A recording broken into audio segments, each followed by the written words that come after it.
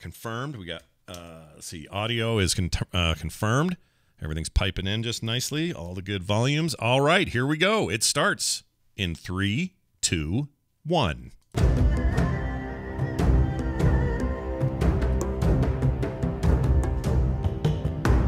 Welcome, everyone, to There Will Be Dungeons. Delvers Season 2 begins today. Oh my gosh. If you can believe it. It's shocking, really, truly shocking that we've got this far. But we have. And before we get too far, I just want to mention our friends over at phoenixpearltea.com. Phoenixpearltea.com, you know, like Phoenix that rises from the ashes, or Phoenix, Arizona, like near where John lives. That kind of Phoenix. Pearltea.com/TWBD. We'll get you a bunch of really great flavored teas. Teas for all parts of the day, for any mood. All available there with really great teas made after our campaign. So go check it out. That's at phoenixpearltea.com/TWBD. All right, we don't have a last time. Instead, we have a this time. And we throw it over to Kyle, who will take the reins and tell us what the hell we're doing in Season 2 of The Delvers. Evelyn Grinkeeper, Spiros, and Crandall Splendorbelt are making their way down the streets of Atmer. It is a high noonday, the sun is shining, and all eyes of all the passerbys stare at our three heroes as they make their way down the street. Some look on in shock, others in curiosity, as they approach the Guild of Atmer, a large wood red building with great vaulting ceilings and a great oak stone wreathed door.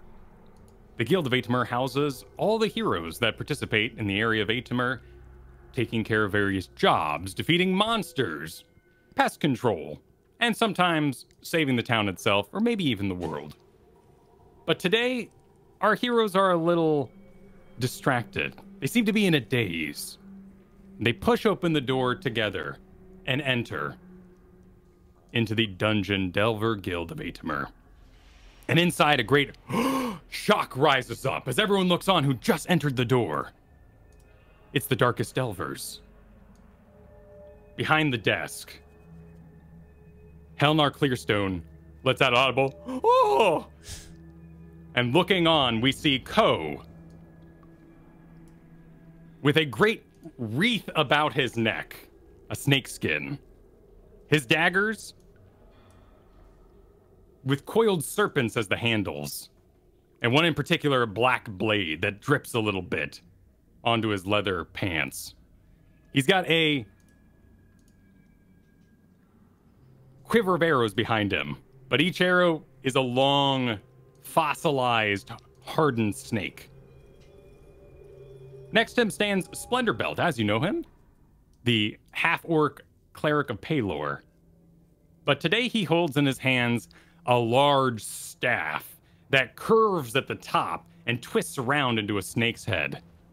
His scale mail is now real scales of a snake, all layered on top of each other, and they seem to molt a little bit, leaving a little trail behind him as he walks. He's got a flower lei around his neck, a garland of great jungle flowers, big flowers, that are leaving a little mist of pollen everywhere he walks. And next to him, a dazed Evelyn Grinkeeper, whose hammer is thick with a dark green slime. Atop her head, she wears a garland as well, a circle of flowers, the same sort of jungle flowers on Splendorbelt.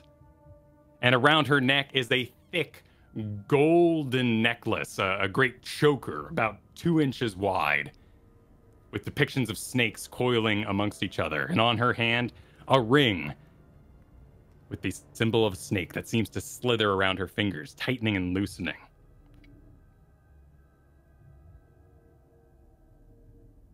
Helnar Clearstone jumps out from behind the desk, sort of making her way up on top of it, pushing her legs over. Not exactly a nimble jump, but climbs over the desk and makes her way towards Delvers. Oh. Helnar Clearstone wears the uniform of the guild, a white collared shirt, a black vest, black pants with a little bit of stripes on them. She was behind the acquisitions desk this morning. Delvers, we thought you were dead. You've been gone for 2 weeks. With 2 weeks, your brain kind of breaks its days. And you look around the room. Co, you look down at your hands. You're holding a massive 2-foot-long fang with a hole at the bottom that drips out a bit of green ooze as it goes. And you look at each other. And think back. Think back 2 weeks ago. When an old man entered the guild and dropped down a large amount of money. 1,000 gold each. You were eager to take the job to Snake Island. You followed him the next day up to the coast, where he provided you with a boat. And you sailed for Snake Island.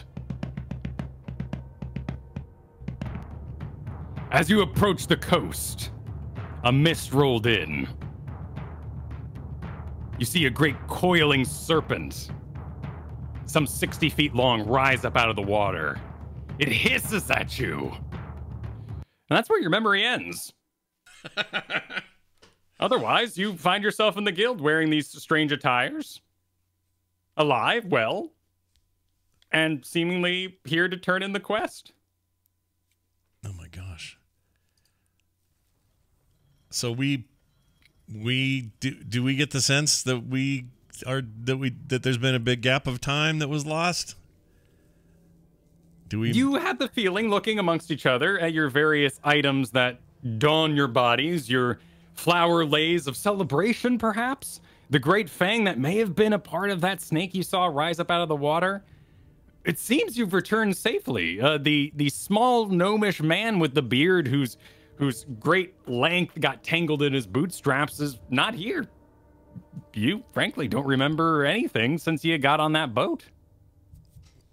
Wow. I want to look at my staff and try to make some sense of it. Is there anything I could roll to like try to understand where that came from and why I have it? Because that seems odd. You could make an investigation on your staff there, or you could perhaps do a wisdom check to see if you can recall where it came from. Okay. Let's do wisdom. Oh. There it is. Oh, it didn't work.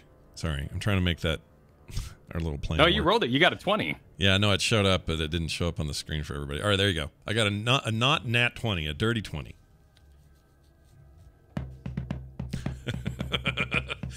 Crandall Splendorbelt stares off into the distance. His eyes grow wide as memories of Snake Island flood back to him. Splendorbelt, you remember being in a room. A well-decorated silken bedroom. The wind is blowing in through the window. These great archways. These thin fabrics sort of wafting in the breeze. And you awaken suddenly. A snake in your bed, a viper. And you launch yourself from the cushions and from the comfort.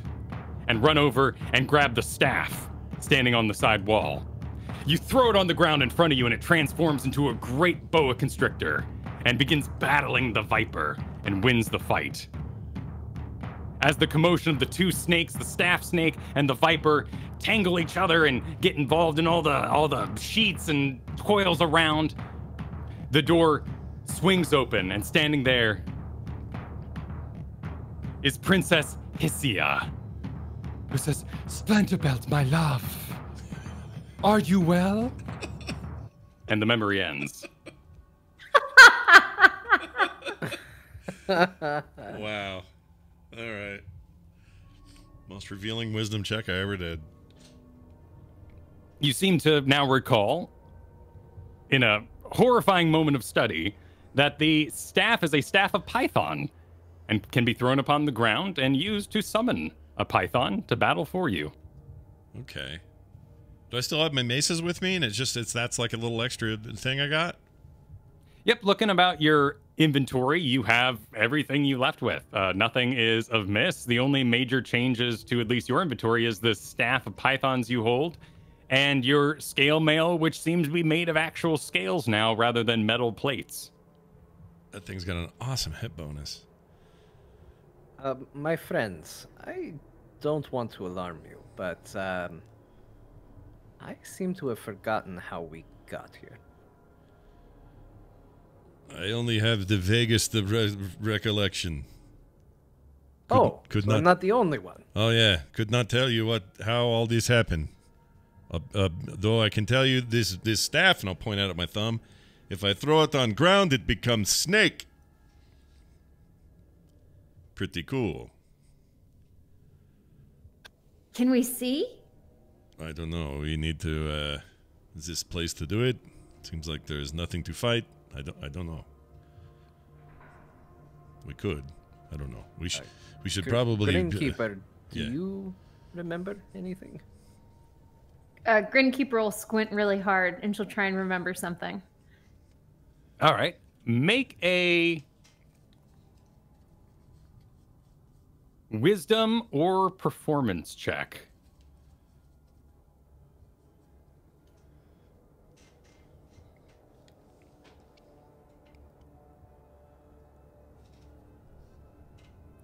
Let's do a performance with a 19, please. You're sitting in a chair at the top of a great step pyramid. A snake man, a large snake body, medium sized, with 2 arms and a snake head, comes out with a great choker necklace and clasps it around your neck. And as ceremony dictates, because you read the scrolls earlier that morning, you raise your hand to the sky, fingers separated, and a snake ring is placed upon your hand.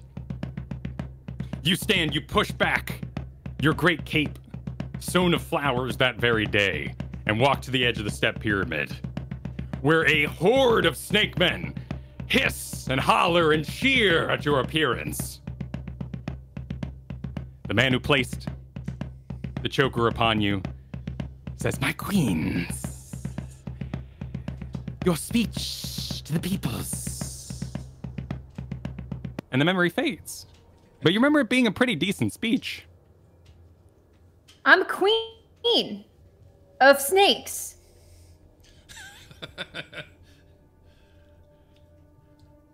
Okay.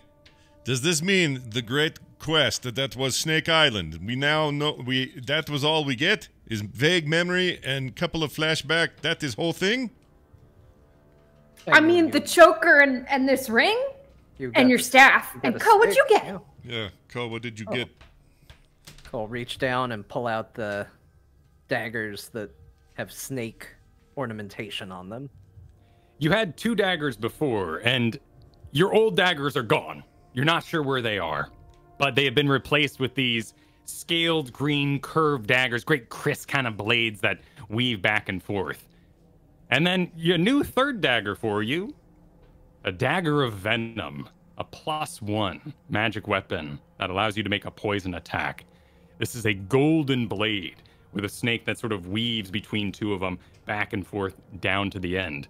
And a green crystal that lets you know if you've used the ability for the day.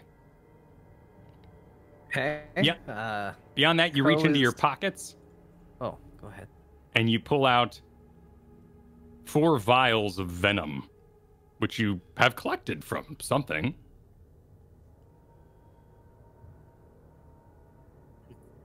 It seems I also have acquired some items there. Let me see if I can remember anything.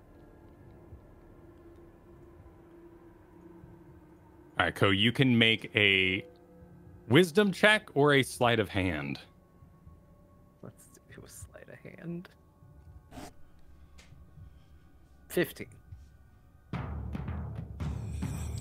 Ko, you are standing in a great temple. Before you in a long basin is a golden snake idol.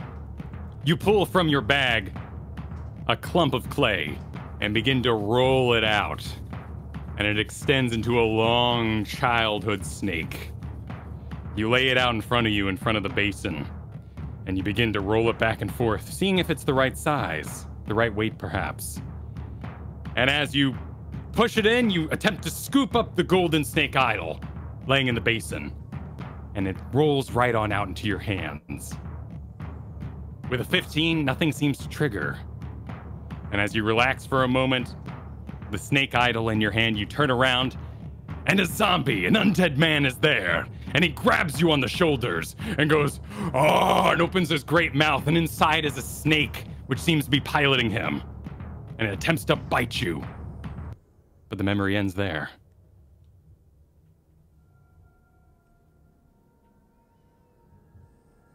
It seems like we went through quite a lot.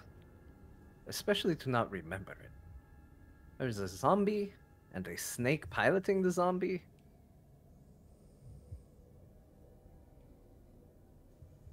Yeah, that's kind of weird. Yeah. It's very weird that we don't remember this. It seems like the kind of thing we should remember. It seems to be. Yeah. It is frustrating to me to know that the ultimate quest, everybody looks at Snake Island and says, "Oh shit, snakes, let's go do it. Should be most memorable adventure of all time." Instead, we have nothing. Well, we have things, but we don't know how this all happened. Is sort of lame. Okay, here's what we do. Clearly, it is a big deal that we are back and we've completed the quest. I say we play it off as if we just did the job. I like it. We have a fang. Yeah. Yes, we do. Okay. Oh, So if that's the plan, then let me return to my desk and we'll just pretend this is all very normal. Helenar Clearstone walks back, uses the door this time, and gets back behind her acquisitions desk. Ah!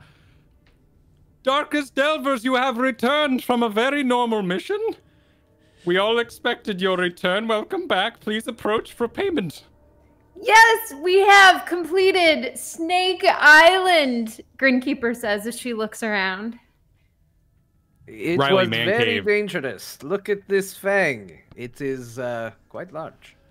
Riley Mancave at the bar spits out his beer. They're back from Snake Island.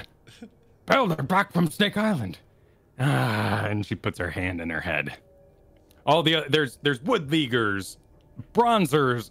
The guild is pretty full this morning, or this early afternoon, and they all watch as you walk from the door where you've been having your conversation, and they watch the whole thing, up to the desk, where Ko places the great fang upon the table as show of completion of Snake Island.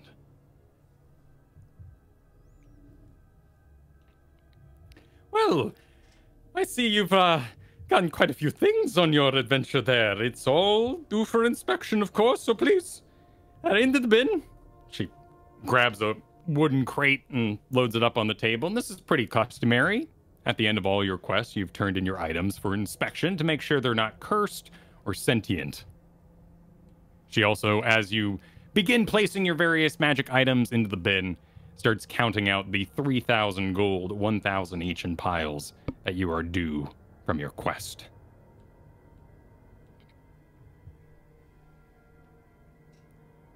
Does everyone comply? Yeah. Yeah. Probably takes Ko a minute to discover everything that's new on his person, but yeah. Yeah, I would too, but I would feel very wary. Don't like missing time. That's not a comfortable thing for him or anyone probably. Everyone roll investigation checks. Investigation. 3. 21. A 15. Nice. No, I'm sorry. Yeah, 15.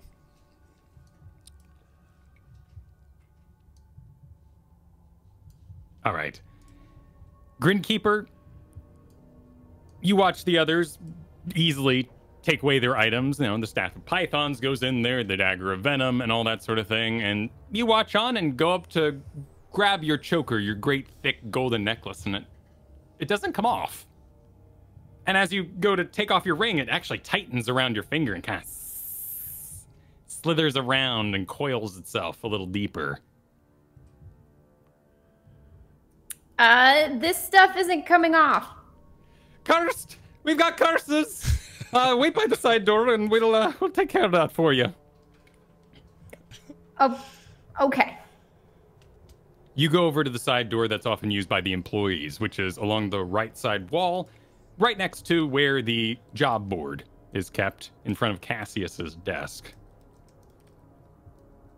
Co, you reach into your pockets, looking around for various items, and you find a small piece of parchment. You unfold it. It's a letter. And it says in a bit disjointed and very jagged common, "To my best friend." Splendorbelt, you see this, and you check your pockets as well, and you fold out a similar piece of paper. Okay. And it appears to just have a big green kiss on it. Like lipstick green kiss? Yeah, like somebody was wearing green lipstick and just kind of popped a kiss on there. Okay. Will not know what to make of that, but sweet. Cassius exits through the side door. Welcome back, Delvers. It's good to see you. I'm glad you are well, and it seems that Snake Island has treated you all lovely, lovely. And he looks at all the flowers you're all various wearing. Ah, Grinkeeper. Cursed are we? Well, to the back with me. The rest of you, you may get on with your day. I'll make sure Grinkeeper catches up with you later. Grinkeeper and Cassius exit to the back.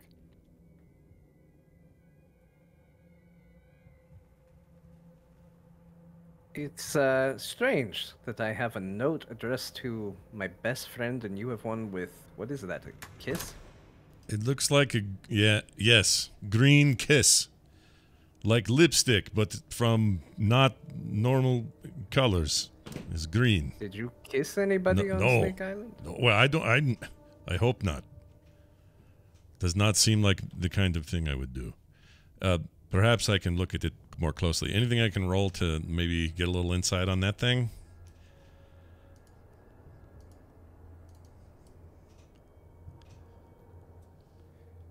Well, what would you roll? What would you roll if you were to try to deduce what this kiss is from? I would probably, let's see. I don't know. It's the kind of thing where you have no clues, so I don't know what fits best here, because wisdom's not really it. Probably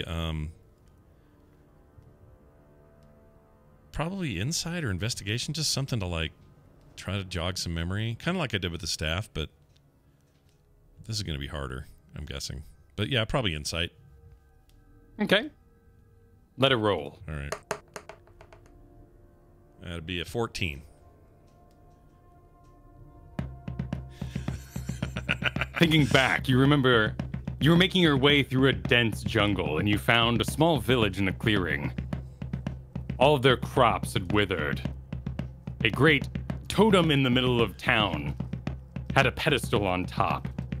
And they all spoke to you in hisses with their golden snake eyes about how their idol was stolen. Now you had to get it back for them. And should you return the idol, Princess Hissia would promise herself to you. But you don't remember anything else. Damn.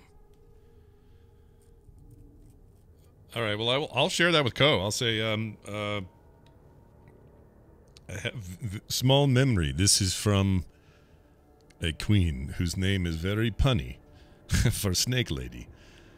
She, I think, promised herself to me, and a token of this is kiss on paper. So, this is all I know. Does not sound like me. I'm not really in the market for lady friend. My piece of paper, is it just a torn piece of paper that says to my best friend, or is it like something that could be open and read? Just a torn piece of paper. It seems this is what remains of a greater letter.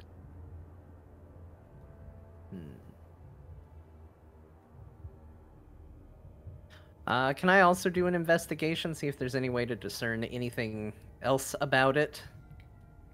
Sure. It's a 22. You think back to the day on Snake Island when you had to travel a great distance into the mountains, and you were gifted 3 riding snakes. Crandall Splendorbelt mounted his snake with ease, and in time, Grinkeeper also figured out how to ride the snake, but as usual, Ko struggled to ride the Great Serpent. The stable master found this quite hilarious and fashioned a unique saddle for Ko, who was able to ride the snake with ease for the rest of the adventure. Maybe that was your best friend, you're not sure. Wow. I am still getting the whole thing in pieces. I remember us riding on giant riding snakes. I remember stealing some sort of golden idol. That's about it. Yes. But at least we're not cursed. That is a plus. My memories are vague at the best of times. But, yes, we are not cursed. I wonder if this is poison. Princess Hissia's poisoned lips. You want to give a taste? I'll aim it at Ko. It is a letter for you. I think if anybody is going to kiss it, it should be you. Besides, I'm married. I can't go around kissing parchment. Is a good point. I will not make an attempt to do anything with that lipstick yet. But if you're sure. I have a feeling that maybe there's something in there, but I won't do anything with it. I'll tuck it back in my formidable pants. Helenar Clearstone has sat here right in front of you for this entire conversation. Ah! Oh, well. If you all require some counseling at the Temple of Paylor, they do such things. Is it common for adventurers to come back and have no memory of what happened? It's amnesia happens and can be magically induced. Perhaps what you saw on Snake Island was too much for your low mid-level brains to handle.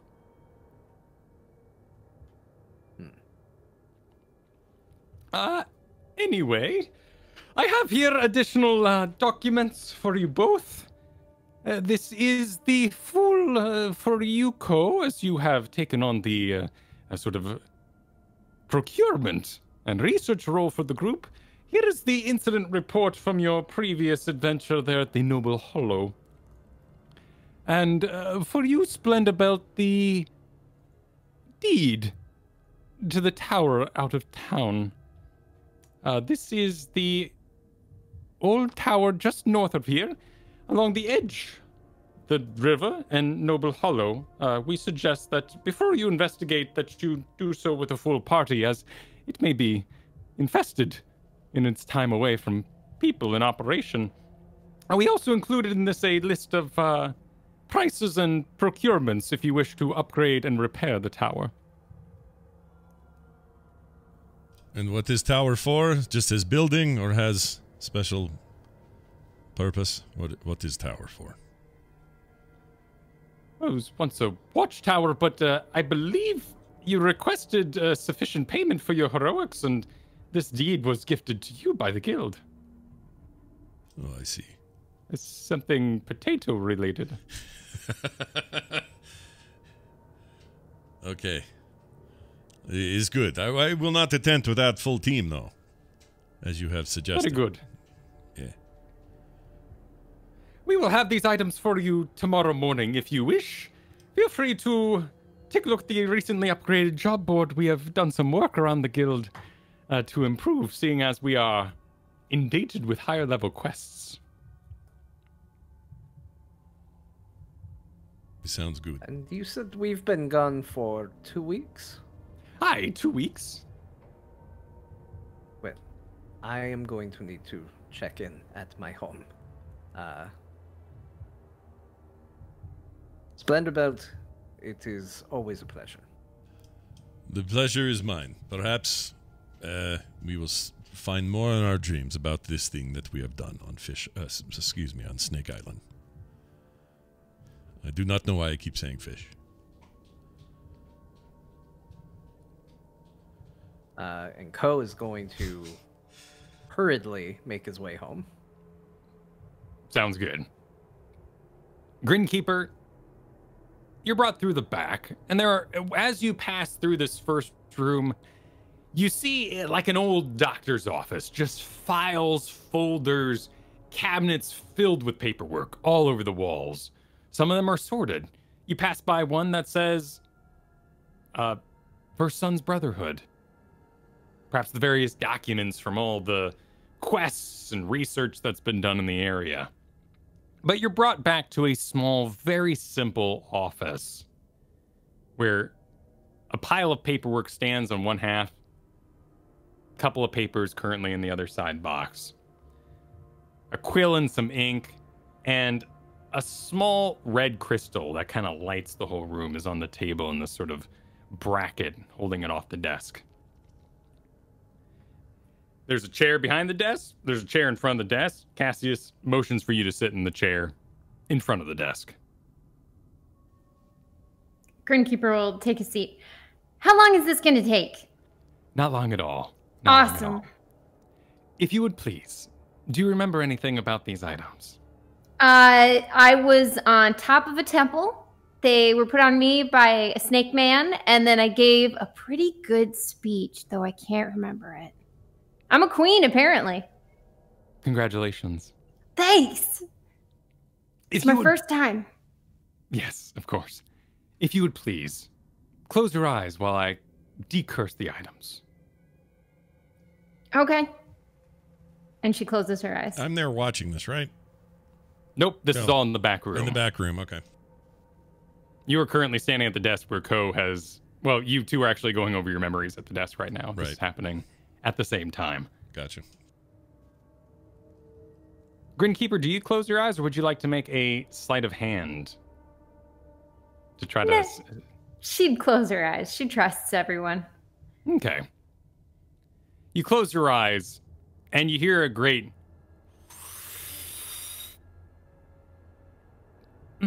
all done. And as you look down, the ring slides off your finger, the necklace declasps from the back and lands in your lap. Oh, so I don't have those things anymore? They're simply decursed. Oh, I can still use them. Yes, I will submit them to inspection, please. And he holds out his hands to take the items. Oh, sure. Here you go. It seems we have here a... Let's see. Necklace of adaptation and a ring of poison resist. Congratulations. Thanks.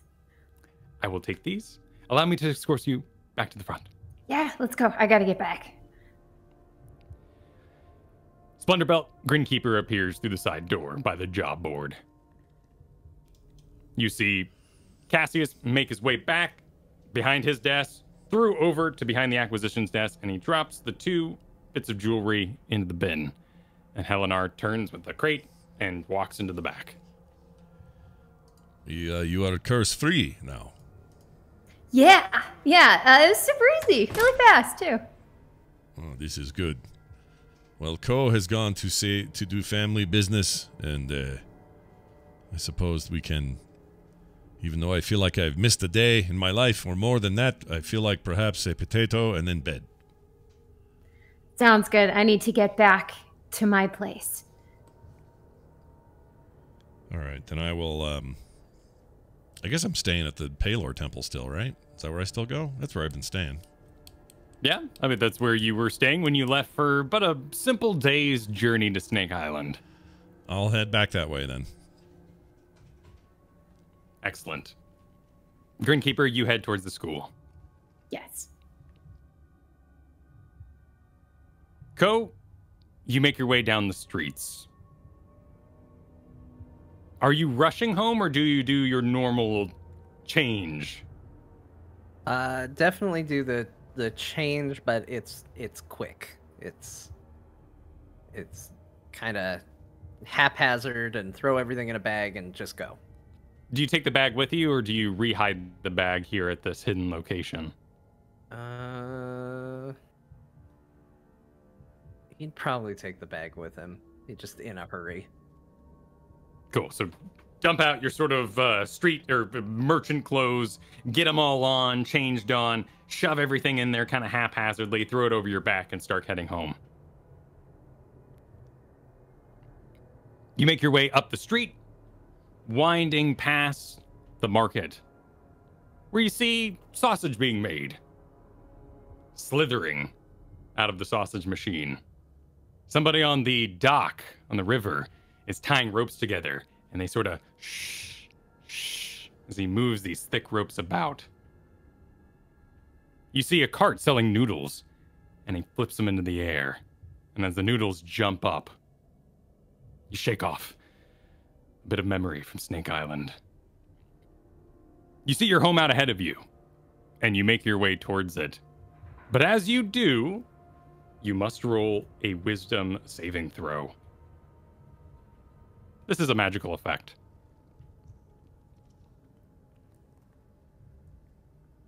A 18. You feel a little tired, but not overall overcome with sleep. But you hear a sort of hoo, hoo, hoo, hoo, hoo, hoo, from a nearby roof. You sort of shake off the exhaustion. Is that you, Ko? I've been waiting for you. And jumping down from the rooftop lands on his satyr legs. A man you know as Chuck Abnaz, short name Nasty.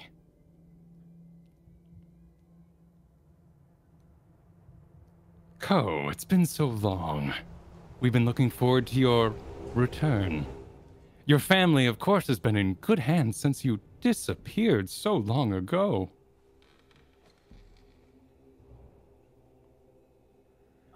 Where do I know Chuck from?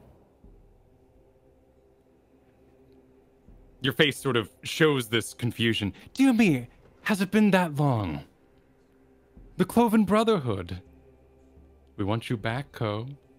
The best forger we ever knew. I heard you're working for the guild now. Is this true? You've gone all straight on us. Does it pay so well? Hey, Chuck. Hi. Man, it's been a while. I didn't think we were gonna interact ever again. Oh, don't harm me this way, Ko. You know that once you're part of the Brotherhood, you can never truly leave. And of course, we heard word that your family was terribly worried about you, so I stepped in, took care of them. A mere fee is all I ask, of course, for our long time together. You'll find them in good health, of course. That's very kind of you. I'm not in any position to do anything. Let me get back to them. I will. And he sort of and clop, clop, clop on his satyr legs and kind of runs back in front of you and gives you a little press with just 3 fingers on the chest. Now, I wanted to discuss business. The satyr families are so hard to come by, and we do need you, Ko. Again, we'll be sure to pay well. You know, it's funny. I don't do that sort of work anymore. Appreciate you guys remembering me, but yeah, I'm not in that business. I see. Well, that shouldn't be a problem. I'll be sure to tell the others. Boys, let's go. Ko's a responsible family man now. And you see, coming out of the shadows, hiding behind various boxes and crates in this alleyway, comes 3 other satyrs who walk off with Nasty.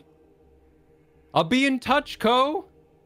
Payment is due for my daycare services. We'll always be family. And he gives a little wave as he walks around the corner. And now Ko is going to be racing home. You reach the door. Do you launch yourself in, or do you slow yourself down a bit? Launch in. Ko comes running through the door. Oh, you startled the nanny. Dad runs up to you and gives you a hug. Where have you been? Chuck said you were on a business trip. Yeah, that's right. Very sudden business trip. Are you okay? Is everything fine? We're fine. We're fine. It's good to see, and she hugs you hard around the legs. Return the hug, but definitely like full alert looking around the house. Nothing seems to be out of place, though you do see that your chair, your favorite chair, is a little lived in, a little scratched up even.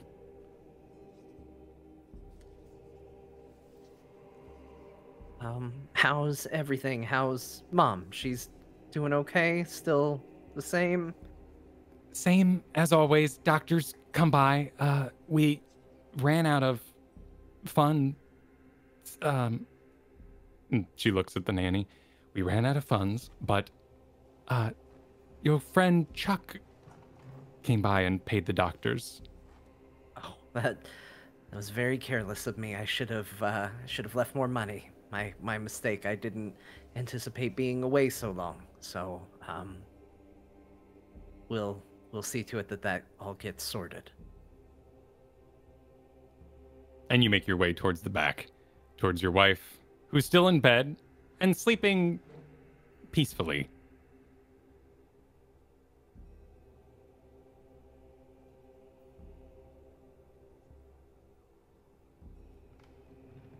Yeah, I think Ko is just gonna kind of now realize that he's carrying all his remaining adventure stuff with him, kind of tuck it away in the bedroom somewhere, and then go out, relieve the nanny, and try and spend some time with his daughter, though very unsettled. Splendorbelt, you make your way to the Temple of Paylor, where you are always welcome. There's no schedule here, but as you enter, you are greeted with the head of the Paylorian Temple. Okay. Brother Maynarch, nervous as always in his long robes. Oh, Mr. Splendorbelt, you've been gone for some time. Yes, this is what I am being told. Are you well? I think so. But some rest is required for me. Is the amulet I give you still in your care? Oh, shit. Wait, is it? I don't know. You pat around your chest and you find it underneath your massive... Yeah. I forgot about that thing. Yes, it's still here. It's all good. All in great condition. Same as you gave it. Oh, very good. The proud face amulet has served you well in your adventures. Here it is. We, have... I apologize. We've been a little busy here fortifying the back room.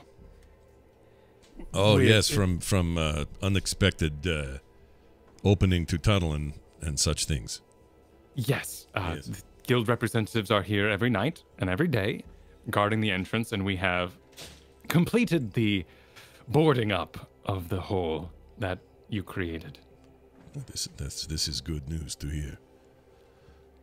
I assume after your long adventure you will want rest, but I'd be happy to update you when you are ready. Probably you could tell me. Is it how much info do you have to share with me? Perhaps we could do it now. Walk. Oh, let us walk. Okay, so I'll walk with him. Mr. Splendorbelt, we find ourselves in desperate need of your services into the future, and your disappearance left us with much fear. The opening of the dungeon under the Paylorian Temple has signified the end times to many of the Brotherhood here, and many have departed for other Paylorian work. Oh. We are short-staffed and without a curse breaker at the moment, or lesser restoration casters, and we very much are happy to see you. Rianu Keeves has not awoken, but we continue to nurture and maintain his health. I'm sorry. Rianu Keeves is his name. Rianu Keeves, the man who fell ill upon the sound from the altar that day. I forgot his name. Is a good name. Okay. Well, so he just needs some healing, perhaps. Perhaps I can just do this to help you. We're not sure. We have been unable to rouse him, and without any curse breakers available, we're unsure how to proceed. Well, I cannot lift any curse, but I can give him healing. If he is, he is sick or injured, I can do it. I can give him health. Perhaps if you have the spare abilities and spells, we should do this immediately. Yeah, okay. As long as I can sleep when you are done with me tonight, that is good enough for me. So Of course, your quarters are left for you. We've furbished them better in hopes you would return. Where have you been? Was it Fish Island again? We have been to Snake Island on an important mission. With the overseeing of Paylor was a good, successful mission, as best I can tell. You went to Snake Island. A memory comes back to you. You're standing in front of an altar. Snake men, different kinds of snake men. These are the kinds with legs, but just snake heads. All bow up and down at the altar. And passed to you by a great snake priest is a cup made of a human skull, and green liquid swirls about the center. You were prepared for this, though, and you raise it to your lips. And the memory fades. Oh. Okay. I won't share any of that with Billy Bob here. I'll keep that to myself. He takes you back along those sort of dormitory halls, back into the same room where you first met the sleeping elf, Rianu Keeves. Okay. Can I tell what's wrong with this person? You've inspected him before. This was the elf who tapped out that sort of lantern code, the Morris-like code, with his fingers while you observed him last time. That's right. Is he still doing that? Looking at him, the fingers don't seem to be tapping anymore. His fingers have been crossed on his chest instead. And he seems to be sleeping peacefully. Okay, so he's currently not moving. But breathing and seems alive. Okay, so he seems alive. We're getting breath. We're getting pulse. Not knowing quite what else to do, I'll cast Cure Wounds on him. Let's see, what level do I have available? Actually, I have everything, but let's just try Cure Wounds at first level. And just see if anything happens. But here goes. 6. Where do you heal him? Or do you sort of like defibrillate? Do you do the like Spock hand on the head sort of thing? No. I think what I'll do is put I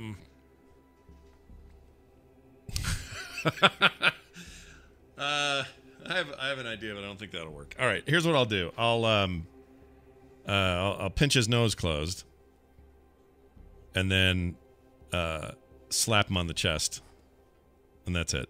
Not like a full like boom trying to start a heart, but just like a just a little smack. Right. What's the nose pinching for? Just for fun, just for flair.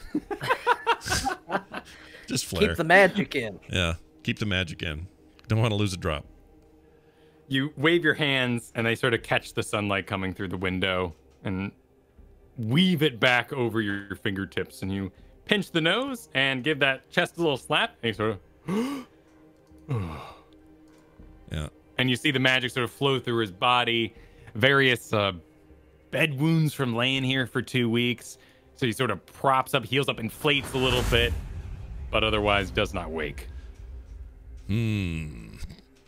Okay. Is there anything I can do to just dig it deeper to see what's maybe going on here. I can do... Okay. No, that's not going to work. Hold on. Can I command him to do something? No, that's just like grovel, drop, flee approach. Okay. We could also leave you in this room while you go over your spells and you can think about it. Yeah, let me do that. I have a couple ideas, but I need to read some stuff. So let's do that, and you can hop over to one of our compatriots for a minute. Sounds good. Grinkeeper, you make your way back through town, heading for the Loran Finishing School up on the north side. Now, before you left, you do have a functional Grinkeeper dummy that was created using your marvelous pigments. Is that what you used to head out that day before Snake Island, or did you have a different plan in mind? No, that was still her plan. All right. As you approach the school, you see that it is a bit busier than you left it. If it has been 2 weeks, then the start of the semester is only about a month away. And the grounds are being thoroughly cleaned and pruned by a great horde of workers. You see a carriage letting out several students who have arrived early out front. You're currently standing at the gate looking in. Grinkeeper will immediately turn around and head back to the guild so she can change into something less obviously fight-worthy. Do you have any commoner clothes on you? Just the stuff she wears under her chainmail. Okay, so maybe rent a room for the night, deposit your things there, and head out in just your underarmors? No. What she would do, she would... Oh, yeah. So she'd go back to the guild, rent a room, change in the room. And this would be after she goes to a local store to buy some clothes. Just a modest dress. Okay. Well, you know of the various stores in the area, but you've never been to the fine clothes shop. That'd be Nymph's Threads. That's where she'll head first. She'll get the clothes first, then she'll go to the guild to change, and then she'll head back to school. All right, so in full armor, you head towards Nymph's Threads. Yes. You push open the door, and it's this darkened, sort of candlelit, almost like a cloth laboratory. You see great textiles folded up on these shelves on the walls. There's mannequins standing around, a little creepy in the low light, but they've got the long sort of measurement tapes around their necks, and there's lots of pins. You even see the mannequin goes up and the pins have been placed in the eyes for some bizarre reason. But as you enter, there's a little ding-a-ling-a-ling, a pleasant little ding on the door, and the candles sort of flare to life, and the whole room sort of pleasantly lights up, and a tinkling, a sort of music fills the air, and a mist kind of rolls in from the back.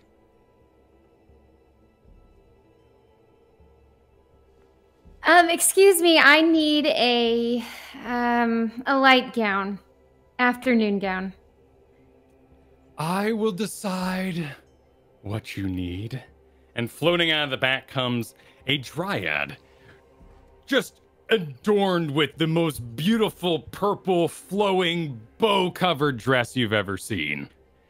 Their skin is wooden. They have this great huge pile of hair on top filled with flowers. And around each of their wrists is a corsage. Even around their ankles are corsages, completely barefoot otherwise. And they kind of float out to you, moving ever so gently on their tiptoes, like they're sneaking across the room in full view. What do we have here?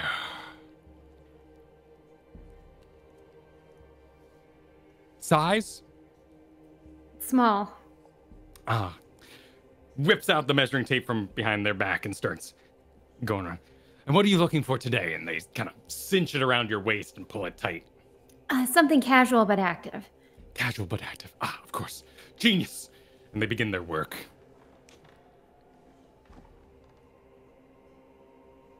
Grinkeeper will wait. Roll Politely. a wisdom check.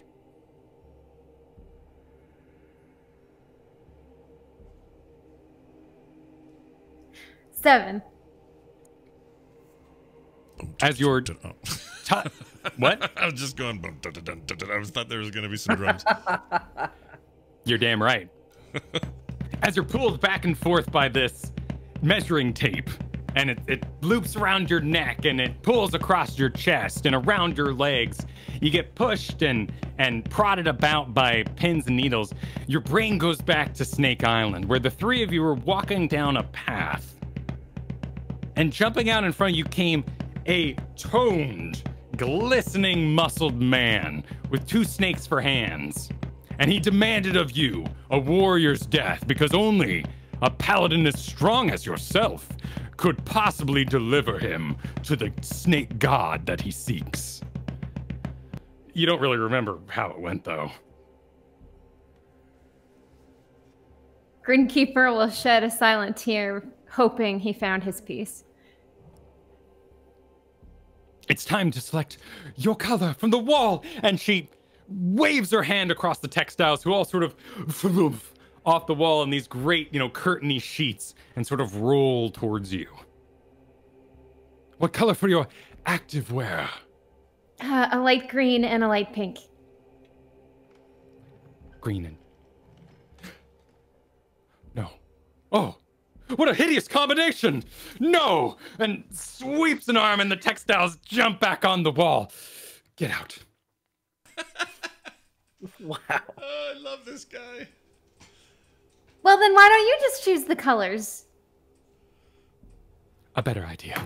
And a green and a gold cascade off the wall. We'll keep your green, fine.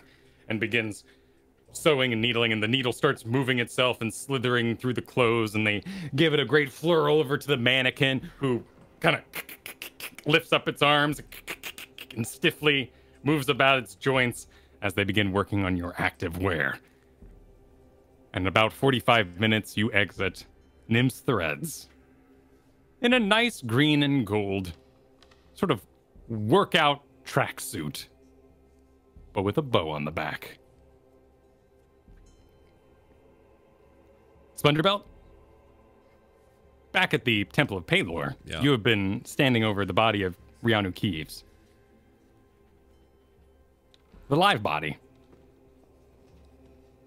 Yeah, as a kind of last second sort of effort thing to try, I'm going to cast, because I know I'm going to get some rest, so it's not going to kill me to do this, but I'm going to cast Revivify. Now, normally this is for somebody who is dead and needs to be just brought back to a single point of life, but I want to see if it has an effect on this person who I know is alive, but maybe will have a different reaction to this spell. So here comes. I guess there's no saving anything on this, so here we go. No, cast 1 action, regain 1 hit point, target that has died within the last minute. Yeah, so it's not, again, not very adherent to what the obvious circumstances here are, but since there's no obvious condition I can go off of here, I'm just going to try it. But this is a level 3 spell gifted to you by your god. So you dramatically place your hand out over his chest and move up your hand towards the face. And as it goes, a great golden sun mask ghostly appears in your hand, and you place it upon his face. Yep. Where it glows and the sun beams around the side, kind of coil around the back of the head and descend into the skin, and his skull sort of lights up, and he again... But you see a tiny hint of a smile on the side of his face. But nothing more. A moment passes. And then, without opening his eyes, he takes another deep breath and whispers out, Kalizar. And that's it. What was it again? Say it one more time. Whatever you heard is what you heard. You're not sure. Kalizar. All right. I will commit that to memory and think on it. Kalazar. Then I will go, okay, well, there is no helping this man for now. I must continue to study and figure shit out. I must go. I need sleep, I will say. Hopefully, so what's his name hears me, wherever he is. You head out the door, walking right past Brother Maynard, who, yes, of course. Thank you, Mr. Splendorbelt. You are welcome. You make your way to your room. I will come back. No new progress to report, even though I know I got a word out of him. I just don't want to keep... I'm going to keep that to myself for now. You make your way down the dormitory hall towards your room, where you enter, and your basic sort of straw bed has been replaced with a cloth and cotton bed. There are several nice sort of throw pillows about it, but otherwise it's still a very simple furnishing. You do see that they've done a bit of repair work, and your mouse's hole has been plugged. Oh. Plugged? Yeah, there's a hole in the wall that your little mouse friend came in and out of, and yeah. It seems they've sealed that up. Well, that implies the mouse might be in trouble in there. Oh, crap. Did I give that mouse a name?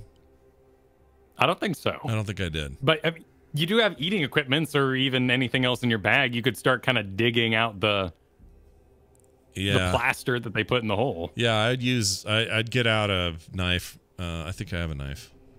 Some kind of extra knife. Or something like it and start digging that out. See if I can see if he's in there or what the deal is. That's bad. There could be a dead mouse in there.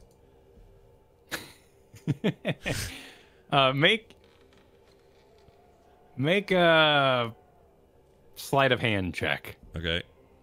Oh, that's a rough one. A 9. It's not very clean, but you do manage with the back of one of your face maces to break out the plaster.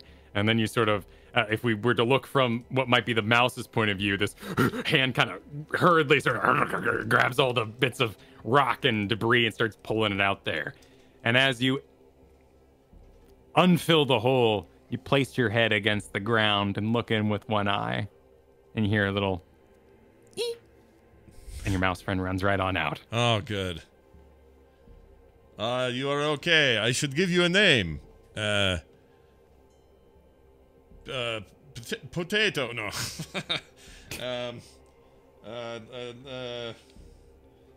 I don't know what to call you, but I'm so happy you have survived. I will sleep on a name. Well done, and I'll give him a little piece of something, a little something out of my rations or something. Awesome. This is bullshit that they locked you in there. Very upset. I will talk to them in the morning. Sadly, Orcish for potato is potato, so we won't be able to use that name today. But you have several other languages if you want to try those out.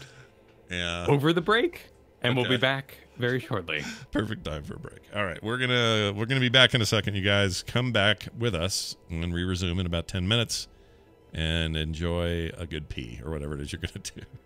We'll see you all moments from now. No kidding. All right. Well, let's do a continuation here. All right, we've returned. We're ready for more. So, welcome to the back 9 of There Will Be Dungeons. Back to Kyle. Kyle, take it away. Grinkeeper, you make your way up the streets. Your possessions safely guarded in your room, your in-room at the guild headquarters. And you've got a nice little sort of track workout outfit, all designed, well-fitted, as you make your way through the streets of Atmer up towards the Loran School, finishing school.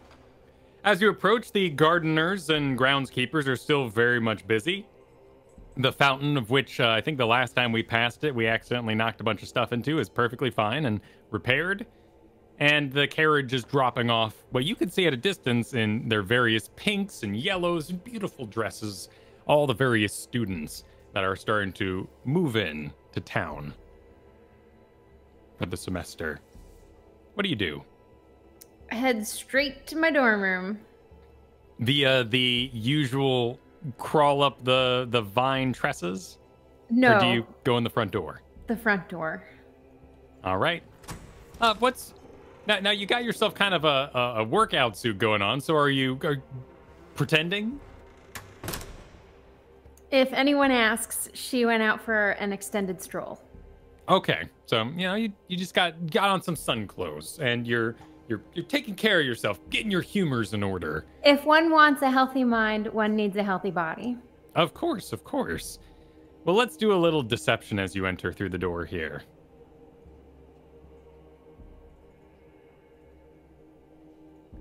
Four. You trip over your feet as you go up the stairs. You look down and realize you didn't go to a cobbler, you went to a clothes designer, and your boots are very much the boots of a warrior. But never mind that, it might have been muddy outside for your little stroll and run, and you enter through the door, leaving a trail of dirt behind you. As you enter, the three girls who entered via the cart are all kind of giggling amongst themselves, talking to a short, long-haired individual who you immediately recognize as Lady Vestal. Are there any checks you'd like to make? Stealth. All right, let's see what you get.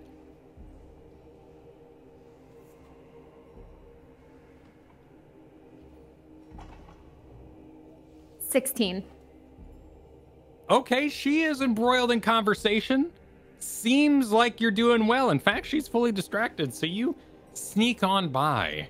Kinda moving along the edge, walking with purpose. Make your way up the stairs. Again, leaving those footprints on the nicely carpeted stairs, but making it up without issue. However, as you sneak up those stairs, a memory strikes you. The last time you snuck upstairs, when you escaped from Snake Prison. But man, that was a long time ago.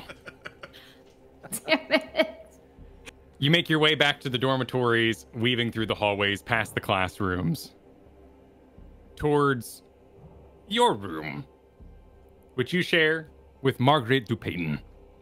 And as you enter, Margaret sits at her desk, working. You can see that several candles have been lit along your bedside. There is some incense burning. She's currently turned away, facing a small... What are the personal mirrors? I forget, they have an exact name. Vanity mirror. Yeah, right? Facing a vanity mirror. There you go. Yep. And she sees you enter over her shoulder. Gridkeeper, you're back. You're alive? I thought, where have you been? We head towards Co for a moment. Co, evening has descended over the household. Is there anything you do with your evening, or do you merely rest up after a full 2 weeks away? Well, now a slightly more paranoid Co would probably be a bit vigilant. He'd, dismiss the nanny. He'd probably go from room to room, ensure everything's locked up, sealed up, and he likely would be up and awake for a while. He would let the house settle, let the house go to sleep, and he would remain up and kind of on a vigil for a while until he just got too tired and would have to retire. So that would be the plan. As you walk about the house, you make your way through the kitchen, and there on the main countertop is a box that you recognize. And walking over to it, you see that it is a fully stocked forgery kit. It even has your old pen inside, one you thought you had lost.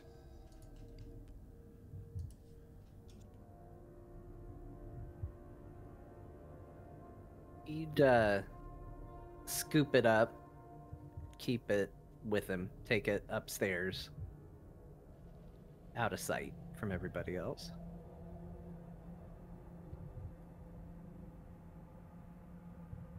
Splendorbelt, do you relax into your evening, or is there anything else you'd want to do before the day is done?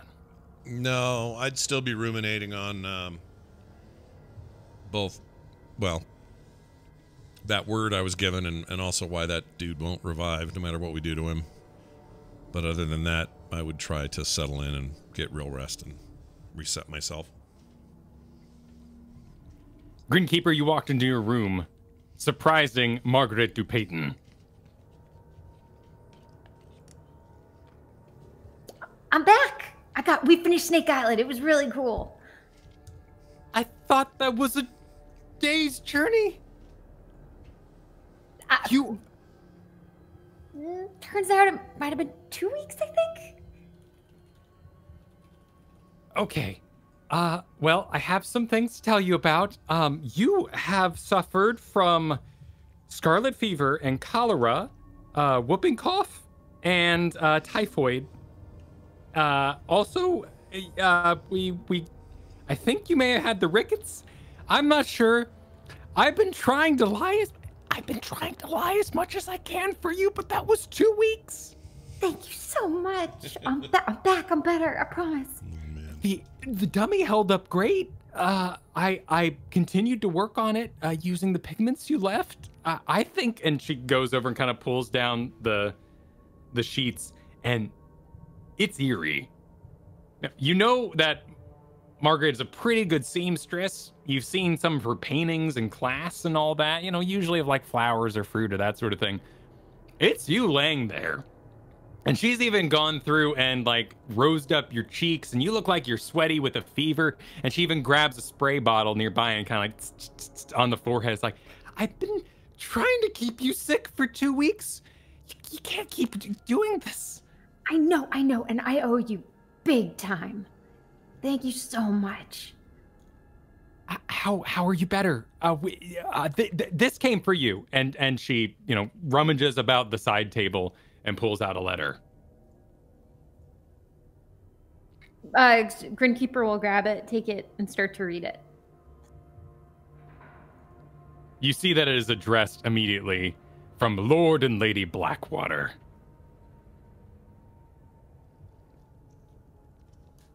Oh. Okay. And Grinkeeper will sit down and start reading it. You peel off the wax seal of your family and unfold the letter, which is beautiful handwriting. Just beautiful handwriting. You can practically hear your father saying, "Indeed," in the background. It says, and you know your mother's handwriting. "To our dearest Evelyn, your father and I hope you're recovering well. We trust your summer of independent study has borne fruit. However, we hear the most distressing news about your health recently. You have always been a frail child. We are sending the estate physician down for examination. They should arrive soon after this letter does. Your father says you've been neglecting your letter writing. But I know you and the girls must be very, very busy with the upcoming bronze ball planning. Be sure to give our regards to Helen Barry when she arrives. Such a sweet girl, and the Barry family has done so much for the Blackwaters over the years. All our love, Lord and Lady Blackwater." How recently was this letter sent, Margaret? 2 days ago, we had to file an official documentation about your various illnesses. I don't know what to do. I tried to tell them that, like, your family is against the holy healing or something. I couldn't stop them, so I had to keep updating your dummy with different illnesses.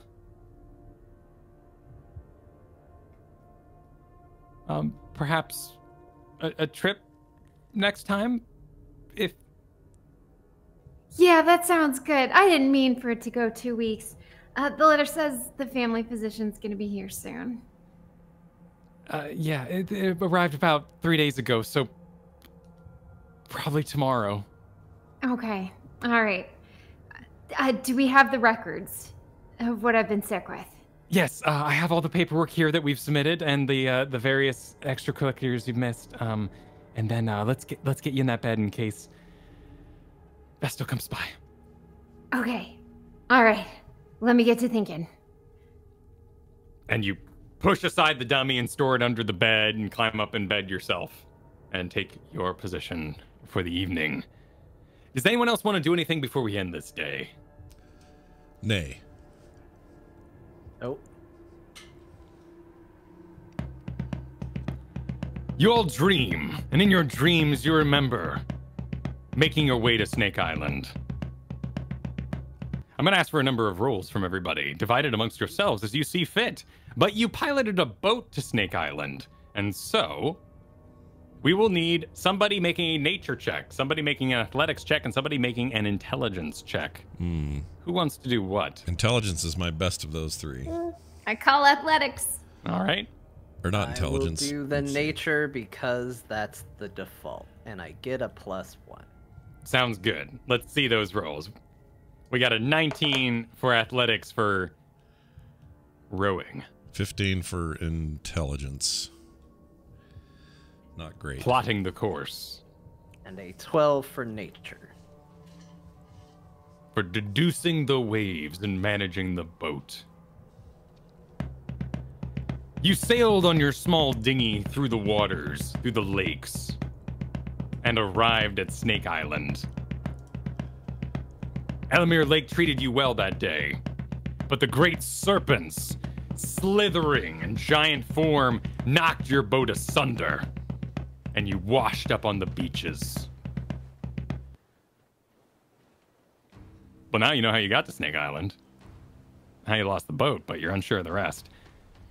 The next day arrives, and you all find yourselves once again making your way back to the guild, fully rested in your own beds, and prepared for the day's activities.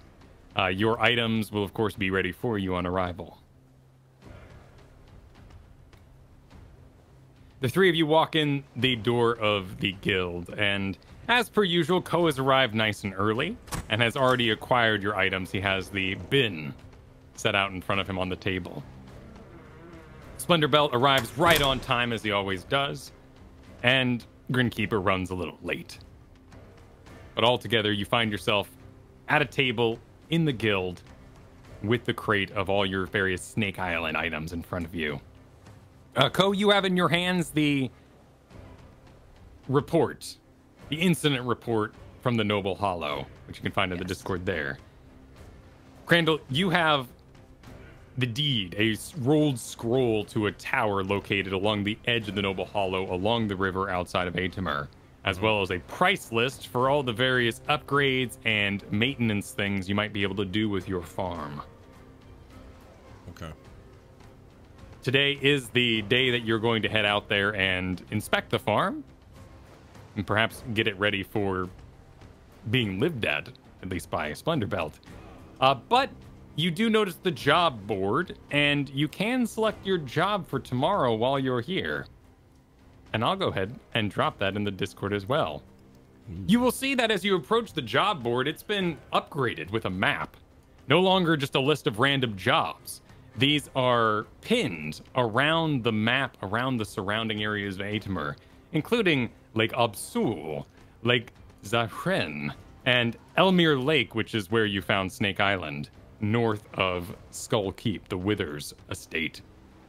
The forest of Atmer is there, the Atmer farmlands, the Absul swamplands that run along the side of the lake, as well as the Chaff Peak Mountains, where that report of a red dragon was seen.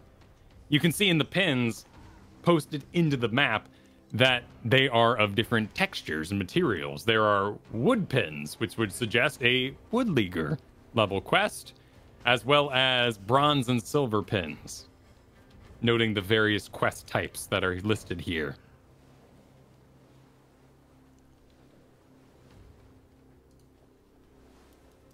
Well, does any of these stand out to anybody?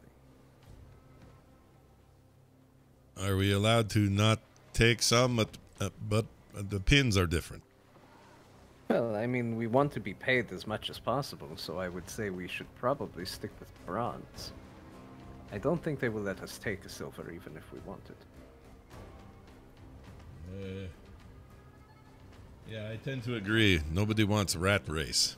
That sounds like shit. How about we do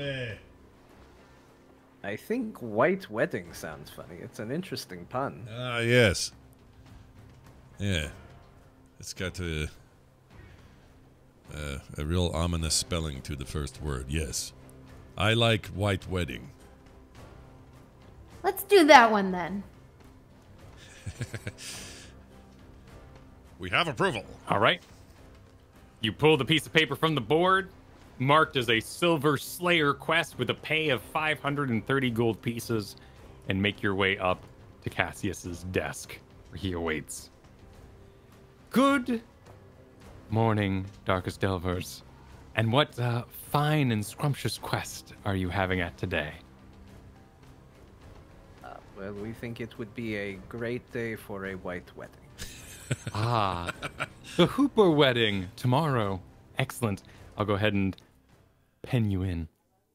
Perfect, perfect. A cursed family, I'm afraid.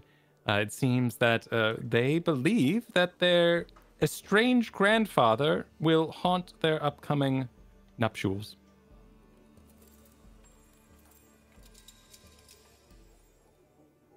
Well, That's not kind of if we- strange. Yeah, not if we have any say in it. Yes, of course. And, well, I know you all have put in your work in the background here, but the Hooper wedding is going to be a rather rich affair, and guild representatives moving about might alarm the rather, let's say, stuffy attendees. We would like you to maintain a view of the outskirts as much as possible and avoid the wedding proper. If, of course, Grandfather Hooper should arrive and attempt to haunt the wedding, you are to exorcise him without disturbing the guests if possible. As long as the wedding goes unhindered, you should be good to get out of there by about midnight. Though, the Hoopers are celebrated wine folk, so should the events take place a little closer to the wedding as the evening goes on, well, don't worry about it too much. They'll likely be quite sauced by then. Is same money if no haunting happens, or if haunting happens is same money? Either way, we get paid same? Weddings are a good opportunity for tips. If you can exorcise the ghost of Grandpa Hooper well and quickly, there may be some additional funds in it for you, Mr. Splendibelt. Okay. Very good. Very good. Well, that'll be tomorrow. Tomorrow evening, of course. So rest up and be sure to be ready to stay up late for that one. And bring your best clothes in case you are spotted on the perimeter. But, of course, have your various adventuring gears ready. And he fills out the form, puts a signature on it. Cassius of Atmer signs it and puts it under his desk. You're all set for tomorrow evening. What are you all going to get up to today? I'll need to head out for a little. I have an important meeting. I see. I see. Well, good luck in your individual adventures. And welcome back to you. Glad you're all well. And he turns and motions the next group of adventurers over who's taking a job off the board. They seem to be grabbing the rat race. He goes, good. Cranium rats. Excellent. As they approach the desk. You all step away from the desk, and Grinkeeper has mentioned that they might have to go somewhere, but Splendibelt, you were going to pose everybody head out to the tower today. Yeah. I'll explain what that is and see what interest there is. And if nobody wants to go, then I'll... I don't know what I'll do.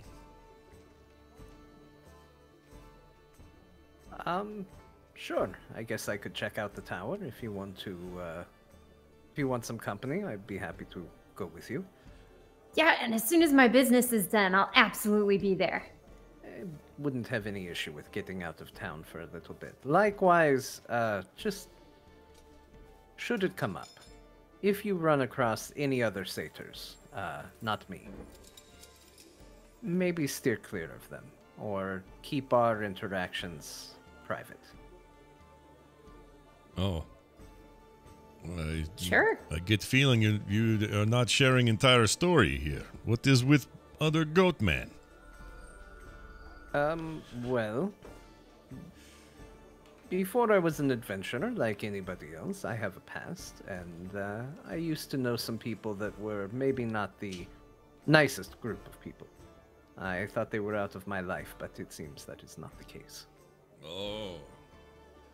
Okay, yes, it's good to keep eye out for these. Did you want us to fight him?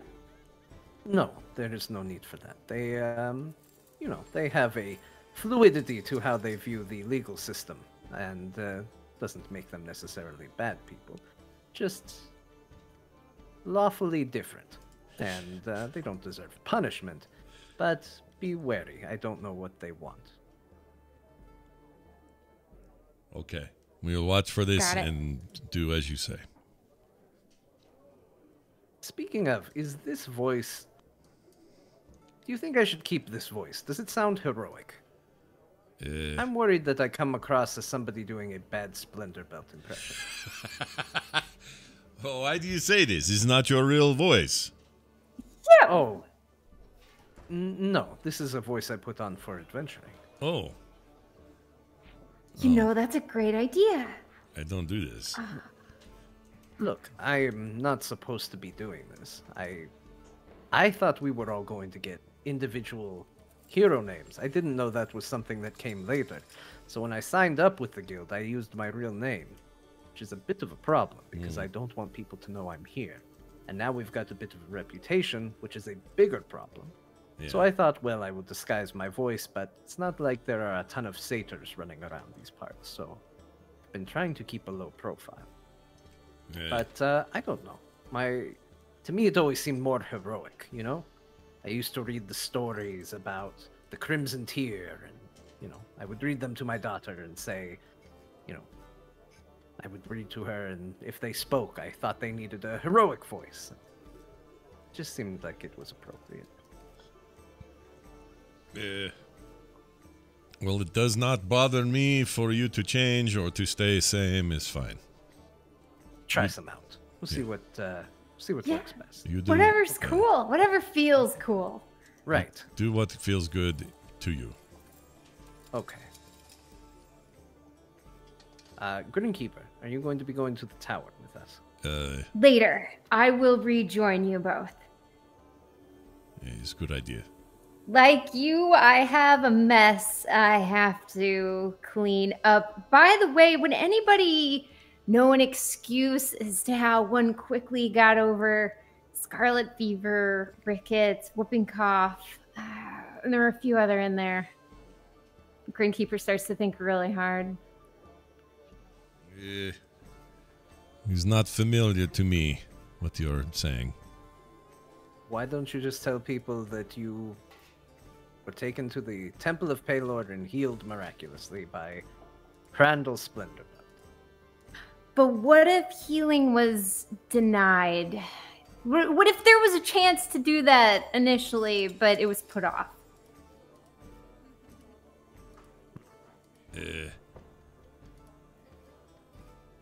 Are they a religious people? No. Unless money's a religion. Divine intervention. That's always a good one, divine intervention. Superstitious people.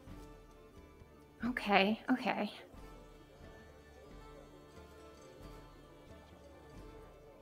All right, I think I got something going then. Thank you both. And I will see you shortly, hopefully. Okay, it's good. Greenkeeper heads out.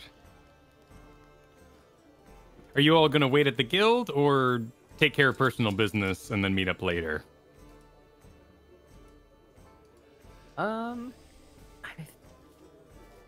I don't think there's much I want to do. I do want to pick up a magical item. Okay. So I would stop by the magical item store to procure a ring of feather falling. All right. Well, let's go ahead and proceed with that then. You enter Arcane to go. You see some sparks flying in the back as a face-shielded Gruber Lifton is working on a magical something back there. And he quickly looks up through the small sort of square hole in his mask and pops it up on top of his head. My friends returned from adventuring. Richer, I'm sure. Runs up to the desk. What can I get for you? Well, I have had a few adventures now where I have fallen from a great height, and it is becoming a bit of a problem and a bit of an inside joke amongst my companions. I'm looking for something in the ways of a ring of feather falling, something to maybe circumvent some of the troubles I've had as of late. I have the very thing! And he moves over to his massive sliding shelves and starts moving them around.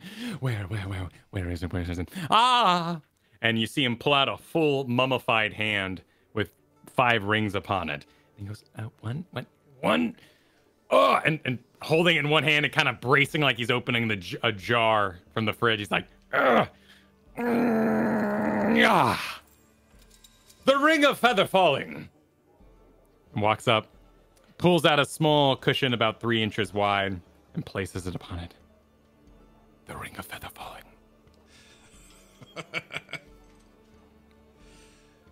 Allow me to demonstrate. And he grabs it like a coin and flips it, and it flies in the air and then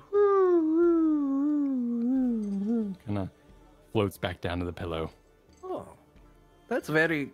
You know what? I didn't think the ring would do it on its own. That's actually very impressive. You would think so, but you'd be wrong. Each ring is imbued with the power that it possesses. And if a small ferret were to eat the ring, untold magic ailments would befall said ferret. Is that a common occurrence? Ferrets eating your magical items? Yes. Ferrets hunger for sparkly things, and they are often tricksters who steal from my inventory. There's a ferret breeder nearby. I would have them removed if I could. You know, we all have a struggle. We all have our problems. Black-footed ferrets. Yes, I will take the ring. 2,000 gold pieces for this fine ring of feather falling for you today. Right. I will happily pay 2,000 gold. Take my ring. That's a lot. I mean, that's a spell. Like, feather falling is something you'd have to cast on yourself, lose a slot for the day. Like, you are now, while falling, wearing this ring, you descend 60 feet per round and take no damage from falling. Yeah, think about all that. The time. Think of that. All the time. Yep. In fact, Splendorbelt, you even remember that time Ko rolled down a hill on Snake Island, unable to stop himself, before slamming into a great rock at the bottom, where he split the stone, which released some amount of snakes you don't really remember. Enough to be concerning, is my guess. Okay. Is there anything you want to do, Splendorbelt? No, I think I'm set. I've got my new staff with me, right? Yep. You've all been gifted back your various items, now cleansed or at least approved by the guild. So you have your staff of Python. Okay. I feel pretty good about having just that. We're going to need a snake at some point. Yeah, you might need it. You never know when you'll need a snake. Yep. Yeah. That's what I always say. All right, Grinkeeper, where are you off to? Back to school to meet the physician. Yeah. All right. Did you wear your armor out today, or is the armor still at the inn? She would have thought about bringing it. She wouldn't have had it with her, right? Because it would be at the end. So she'd pay for another night to keep it there. Okay, cool. So you arrive in your tracksuit of which you had created for your fabulous school-approved run, and left the armor upstairs where you will change into it afterwards. You head back to school, and just as you arrive, you see a carriage. What does your family crest look like?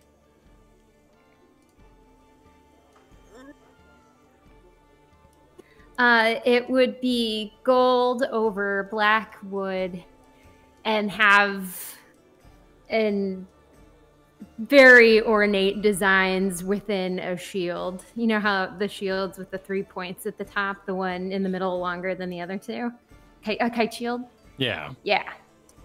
Lots of sort of vines and frills and With a fancy bee in the middle. Okay, perfect. That's the very symbol you see on the cart sitting outside the school. And descending the stairs with cane and large physician's bag at his side, climbs down an old man. You know this as Dr. Rippart. And he adjusts his spectacles as he looks at the school.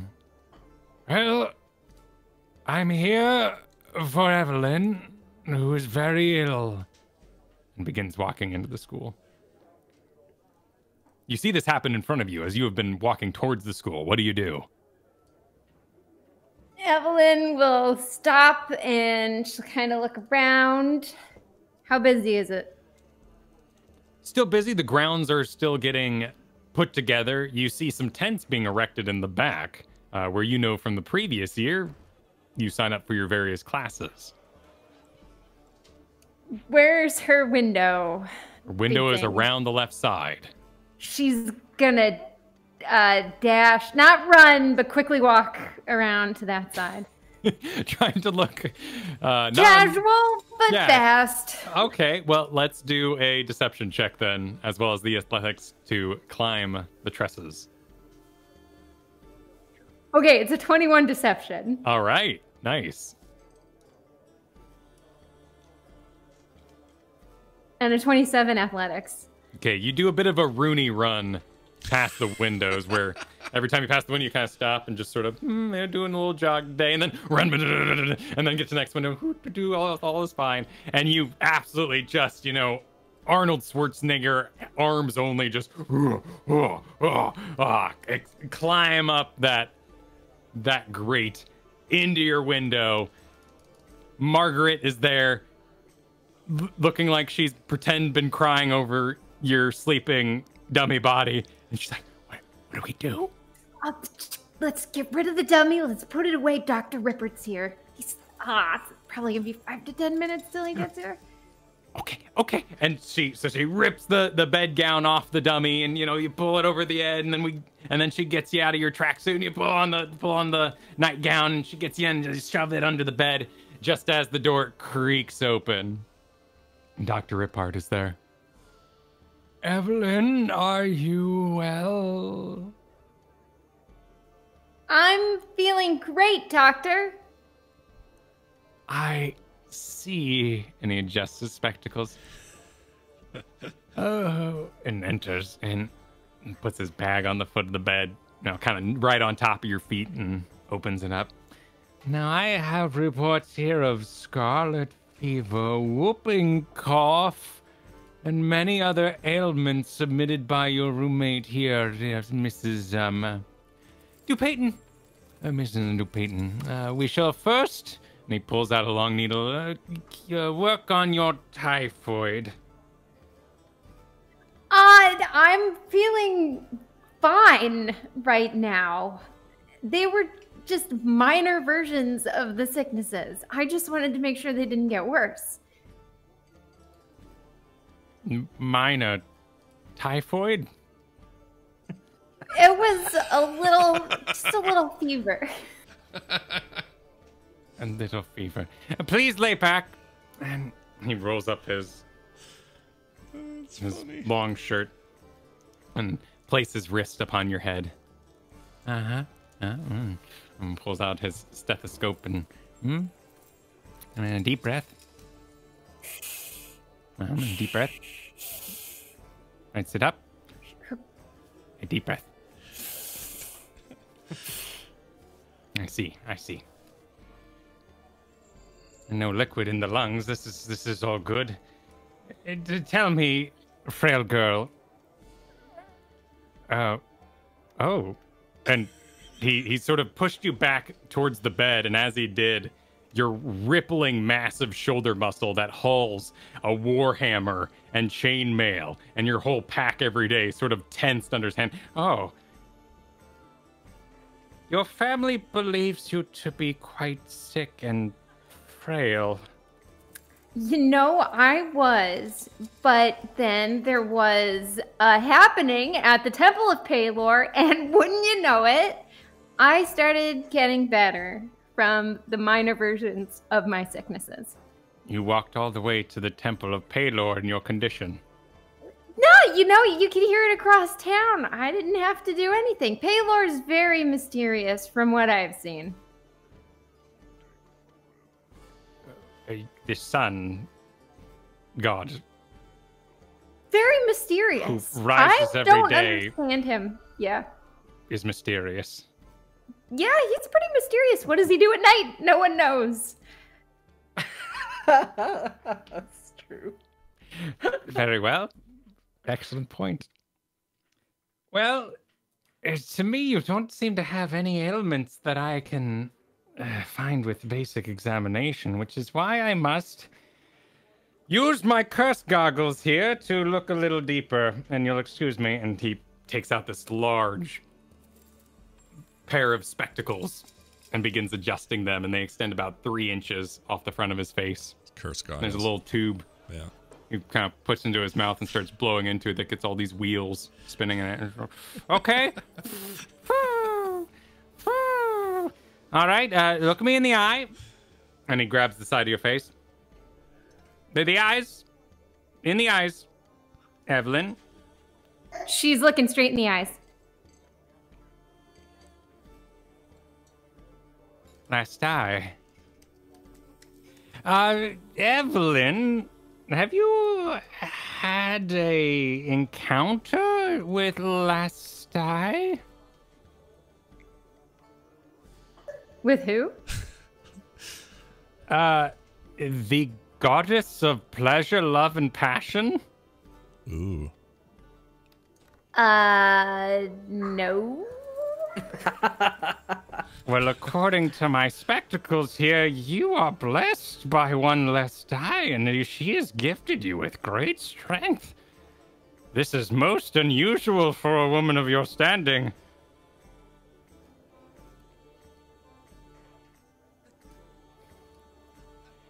Right. Well, I will report this to your family. We'll be sure to, follow up with you in the future. Yes, please do. Please let them know that I am okay. Excellent. Well,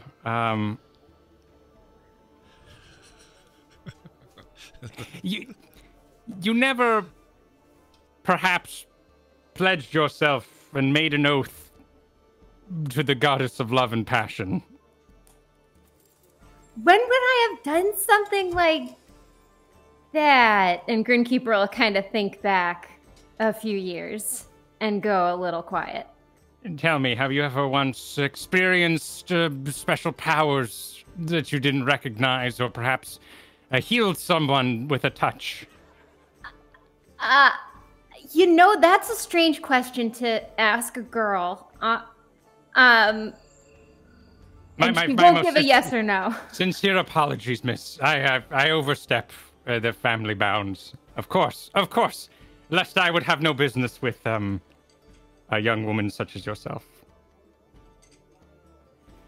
Well, you're healthy and may continue school. I will report to your family. Yes, thank you, Doctor.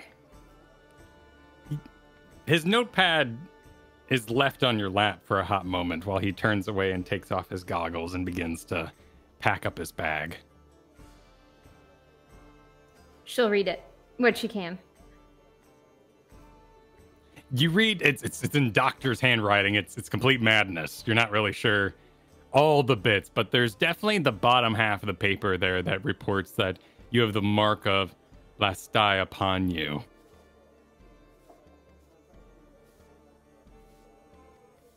She'll take note of that. The thought enters your mind that a sleight of hand could remove the piece of paper from his notebook.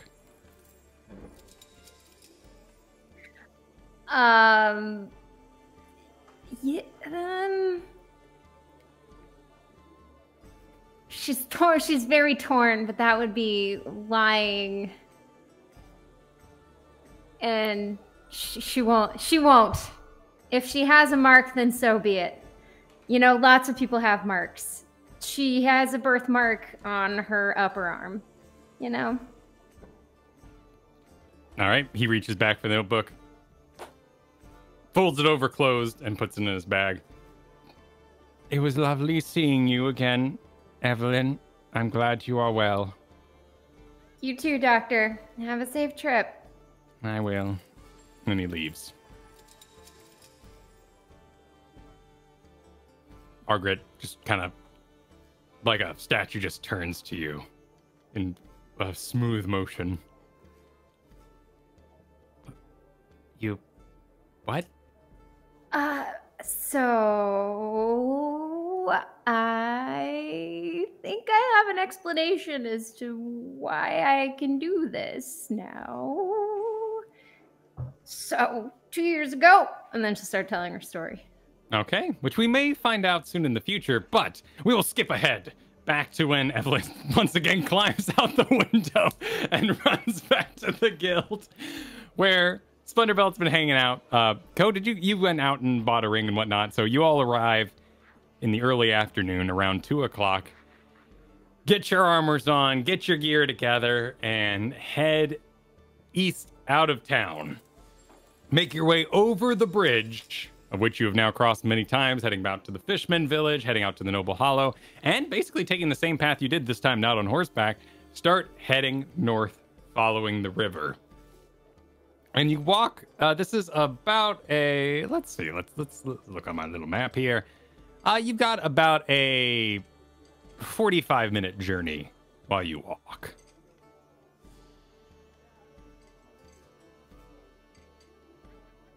So did you guys have that weird Snake Island dream last night? Because I did.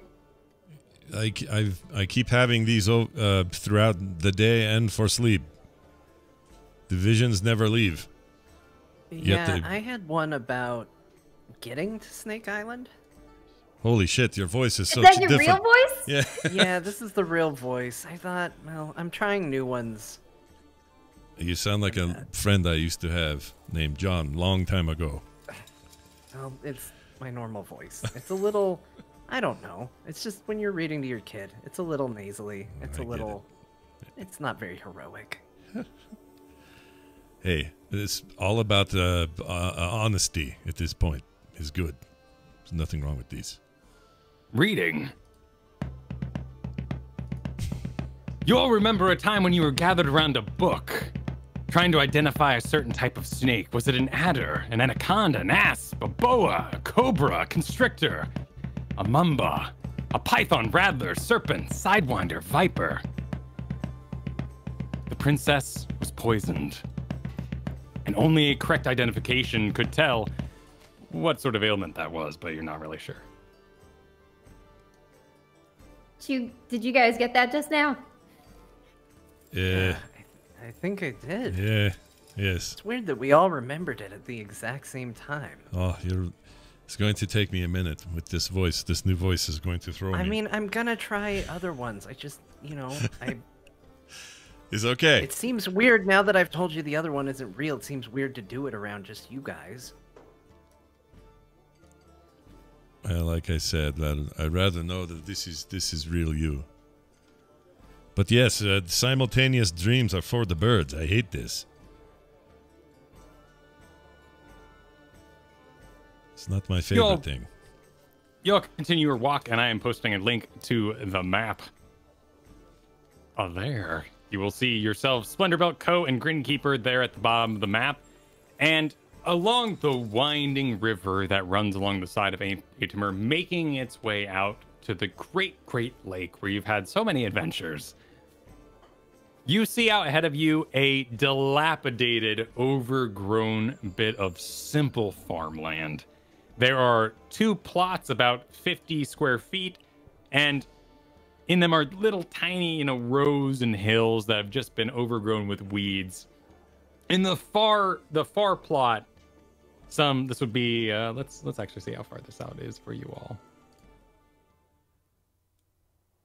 So this would be about 200 feet out. You see a scarecrow, a very simple scarecrow. There's a wooden cross section, and on top is a cow's skull that kind of makes up the face of the scarecrow. Those 2 plots are out to the right, and dividing them and running to them is this very overgrown and weed-covered ditch irrigation system that would run from the river, supplying fresh water. There is a dilapidated, rundown, roofless building, a foundation basically, with a door that still stands but with no roof. The door's not really doing much of a job, and there are several windows that have been busted in. That's the building you see closest to you, about 75 feet away. And then beyond that is a 20-foot tall, previously probably a lot taller, stone tower with the entrance facing you. The stone is heavily warped by rain and time. Many of the stones and bits of the tower have kind of scattered around the foundation that's left. And beyond all this would be about 300 feet. So 100 feet beyond all that, you see the start of the Noble Hollow, where the ground turns to mud and where you walk that night with all the centipedes and bugs kind of rising up, that corrupt ground. But doesn't seem to be interacting, and it's certainly not like actively spreading into the farmland here. And you have arrived at Splendorbelt's charge. The deed in hand. This was your gift for saving the town from the beast below. Wow, it's a piece of junk. And this river, Kyle, is like, what's the condition of the river? Is it gross? I mean, the river's fine. Okay. It was fine the night you guys made it to the Noble Hollow. This river is the one that runs alongside Atmer, supplies the docks there, trade, runs from the mountains down to the south, as well as connecting to other mountain chains that kind of make up this larger part of the river here. In fact, this would be the thinnest part of the river you've seen. So this tower, well, let's make some history checks. Okay. And that's the one up here, the north looking thing, right? Exactly. Okay. Sort of the stone colored square. Gotcha. Wisdom checks, you say? History checks. History. Sorry.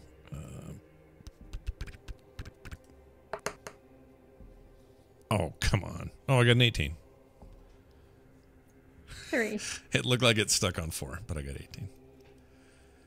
I mean, Evelyn's not even from around here, so what can we expect? Yeah. Plus, she's suffering from so many sicknesses. Yeah.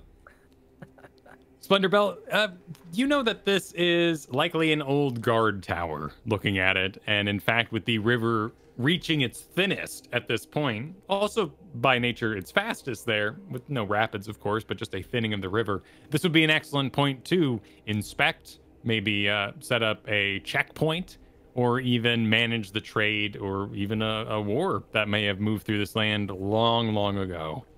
But a stone tower isn't going to tell you much. The wood building out in front of you has become dilapidated over time, but this is certainly not as old as the tower itself. The wood building likely 60 years max old. Do we see what this is? Let me get the token. Wait, where is it? Laser. This thing here. Do we know what that is? Yep, that would be that scarecrow that you saw out in front of you with the simple cross section. Oh, right. And the cow's skull on top of it. Got it. And are there any? You may have said this. Is there growth here? Do we see weeds and bizarre viney plants, but nothing that immediately strikes you as, or not bizarre, but foreign, invasive to a farm. Okay. Nothing that like looks evil or sentient or, you know, great flowers with eyeballs or anything like that. Just overgrown with weeds and unkempt, basically. Yep. Okay. Huh. I think we should check out small wooden house and then maybe look at tower after these. Make sure there's nothing living here, no animals, something weird. Do you think it'll grow potatoes? Oh, I guarantee we are making potatoes here. This is place. And he will feel free to use. he'll feel very strongly about that, by the way. That this is potatoes grow here. Well, that he's seeing the future of his potato dreams. Mm-hmm. Yeah. He's sure of it. All right. Well, feel free to use the token button to move yourselves about and advance into the farmland. Otherwise, you're walking past several trees, several bushes. The majority of the greater foliage trees and large bushes are still removed from the farmland area. Splendorbelt takes the lead a little bit, getting excited about his purchase, his deed, Yeah. and makes his way up to that old building. I would want to check windows, if any. It looks like there are, and see if I can see anything inside.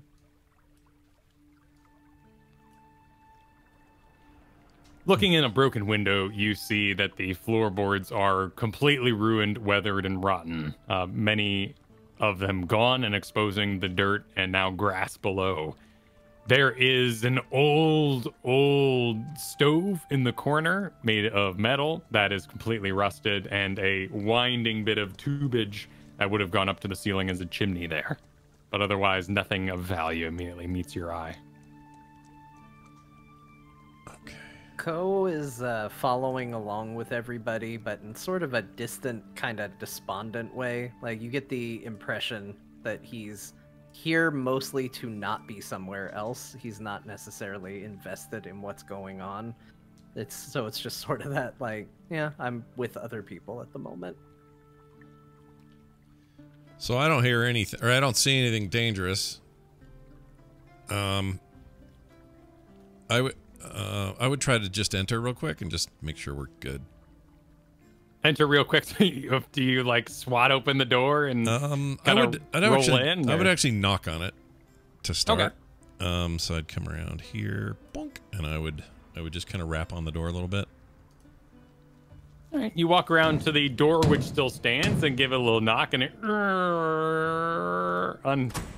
unattached on the other side swings open slightly, revealing the very room you saw there through the window. It's all well lit because there is no roof to this thing. Right. And any kind of floor escape style, like cellar door looking things or anything like that? You don't see any cellars. You don't see anything of value, but maybe that rusted old bit of stove in the corner. Okay. Coast is clear in the house. No danger appears here, so we should go to tower. Because this will take some work, but you do not need to worry about these. So we'll just head north to the tower. All right, as you start that walk, everybody give me some perception checks. Perception. 10. Bleh. 16. I have a higher passive perception, don't I? I do. I have 12. Yes. But you were actively looking around here, so. Right.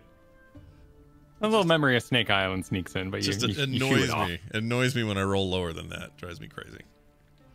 With a 16, both Grinkeeper and Ko hear a rattling, a breathing, Jeez. coming from the tower. You can't currently see the insides of it. These 20-foot high walls, while very disjointed and broken up top, do span the full round, except for the front door archway, which is visible with no door in the hole, and then a back that has been knocked out but is still part of this tower and covered on top. Splendorbelt, I think I might need to take the lead here before we get in that tower. Okay. I'd hear nothing, but I'd take your word for it, and I'll let her get in front and move us. Move us forward. All right, Gamekeeper. You're in the lead. Cool. She will cast... No, she will get to the door of the tower. She will respectfully push it open so that she doesn't damage the door. Because there's a door there, correct? No door. No door. All right, well, she'll burst in then, and then she'll cast Detect Good and Evil. Is there All right. an opening? So Pardon there's no me, door. Divine Sense. There's no door, but I assume there's some kind of opening, right? Like a... Right, there's an archway, and you Okay. see the opening out in front of you, as well as you can see some light kind of pouring in through the back right. So there's two entrances to this 15 by 15 tower, which is, of course, some 25 by 25 feet, but being a stone building, the stones take up a lot of that area. Okay. So Coke starts sneaking around towards that back entrance as well. Grinkeeper, you jump in the doorway, you immediately sense evil, and you are pinged by your senses. Let's actually wait, hang on. This is actually a little unique. Let's see your feature and trait. This is Divine Sense, Celestial Fiend, or Undead. Which is not the case. Wait, hang on. Yes. Your senses ring out around the area, and you immediately pick up on the scarecrow out on the field. She'll turn her head and stare at the scarecrow. She'll go, and she'll point at it and go, what the heck? And you know it's undead, but right in the doorway, this heavily knobbed bluish back is facing you in the tower. And it turns around, the figure making this rattling. And you see just a sodden, wet creature. Looks like an old lady. But imagine when your fingers are too wet and all wrinkly. That's the entirety of its skin across its body. And its lips are kind of curled up and around and all broken. And it looks back at you. And immediately, you need to make a wisdom saving throw.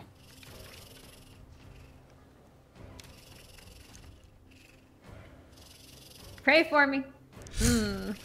2. 2? You are frightened. You are overcome with fear. This craggly, wrinkly old woman with long fingernails, this extended nose, these weird, bizarre, frightening old tits just scares the hell out of you. And you are forced to run. You're full speed away. Gonna run toward the scarecrow in that case. She's like, I'm going to the scarecrow. Like a proper paladin, you realize the effects of a magical fear, and you know that all you gotta do is just run away from the thing you're afraid of, and you can run straight at the other thing you're not afraid of, so that's what you do. And you are currently charging out towards the undead pinged in your mind scarecrow.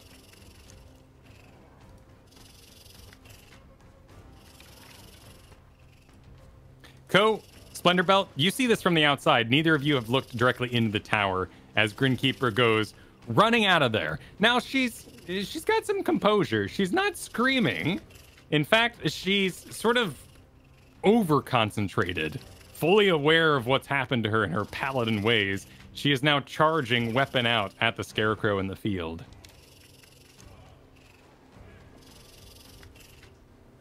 Well, I would instinctually cast something on her, not really knowing what's going on.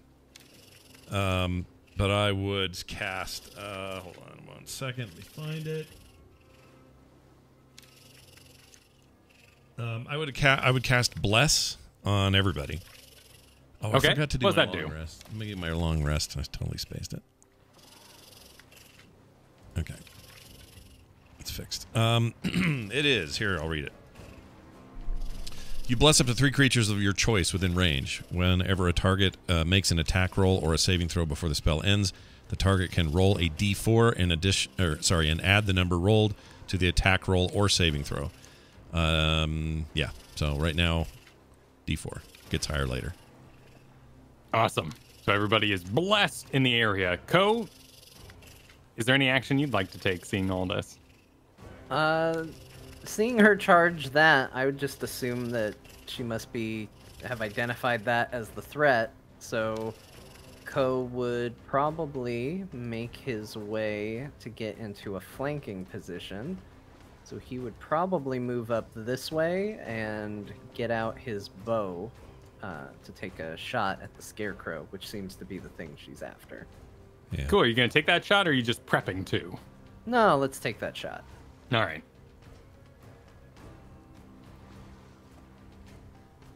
It's a 16, but I can roll a d4 if that's not going to hit. That is a hit. Oh, good. Hang on to that then. Well, I guess you can use it the whole time for the full minute. Whenever you need it.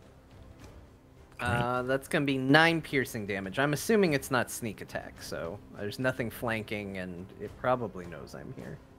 Cool. Your arrow arcs through the air and hits the skull and kind of dings off it, and it swings slightly as it does. A hand erupts from the ground, a great big skeletal hand, and grabs the wooden part that the skull is upon. And as it climbs up out of the earth, you see a large, in game terms, but let's go ahead in descriptive terms, massive skeletal minotaur that grabs the skull off the top of the scarecrow and plops it on his own head. Now, the rest of you hear a...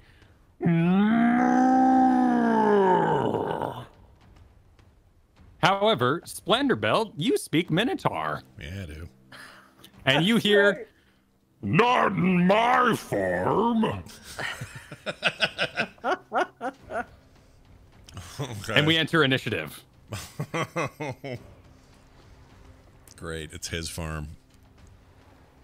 The Minotaur stands, its full height, wielding the large stick that made up the scarecrow body, and it charges. Now let's see how far it charges here, because we were actually in motion there. We might not actually make it all the way. My speed is 40. Okay, cool. I can do it with a charge. So I'm going to make it to Grinkeeper. And with this charge, I attack. All right. A 10 versus your AC. That's a miss, sir. Oh, Grinkeeper, Yeah. sorry.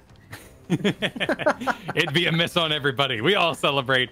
He Yep. charges right on by and slams into the tower. Grinkeeper, this is well below your base level of AC, your dex as well. So you just sort of like sidestep him, and he wait,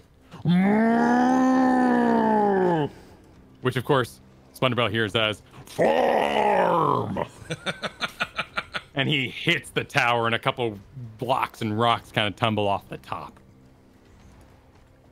Ko, it's your turn.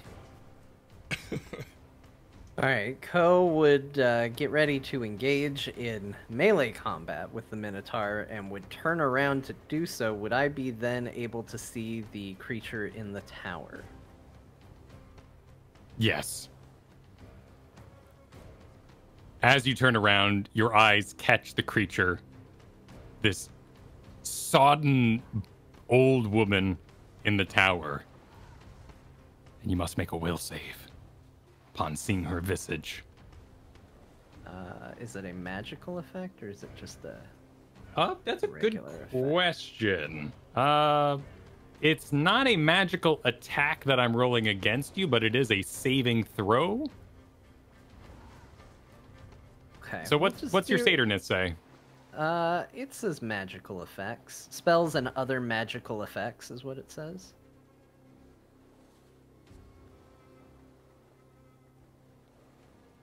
Oh, we can see. Don't forget the My D4 if you need it. First Oh, roll oh. is a 15. I don't know Your if it first roll, matters. so we don't have to answer this today, but that's an interesting question. Let's figure that out later. But your 15 Yeah. works.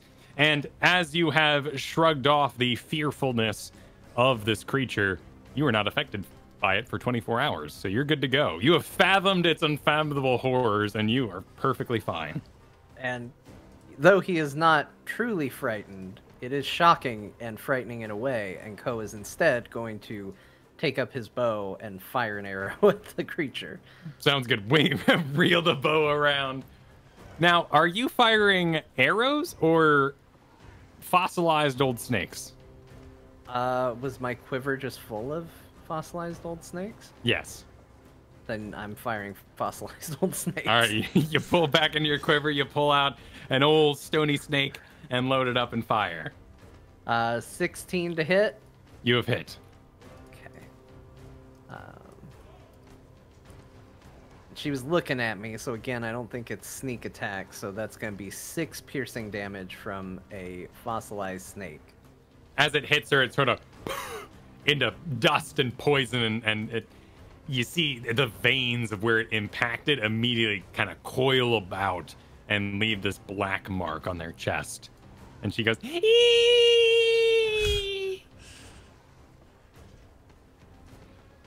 Anything else you'd like to do? No, I'm assuming it still counts as the arrows in my inventory because I'm subtracting an arrow every time I fire it, so it would have been Exactly. The same All amount. your previous arrows are gone. They're all snake arrows now.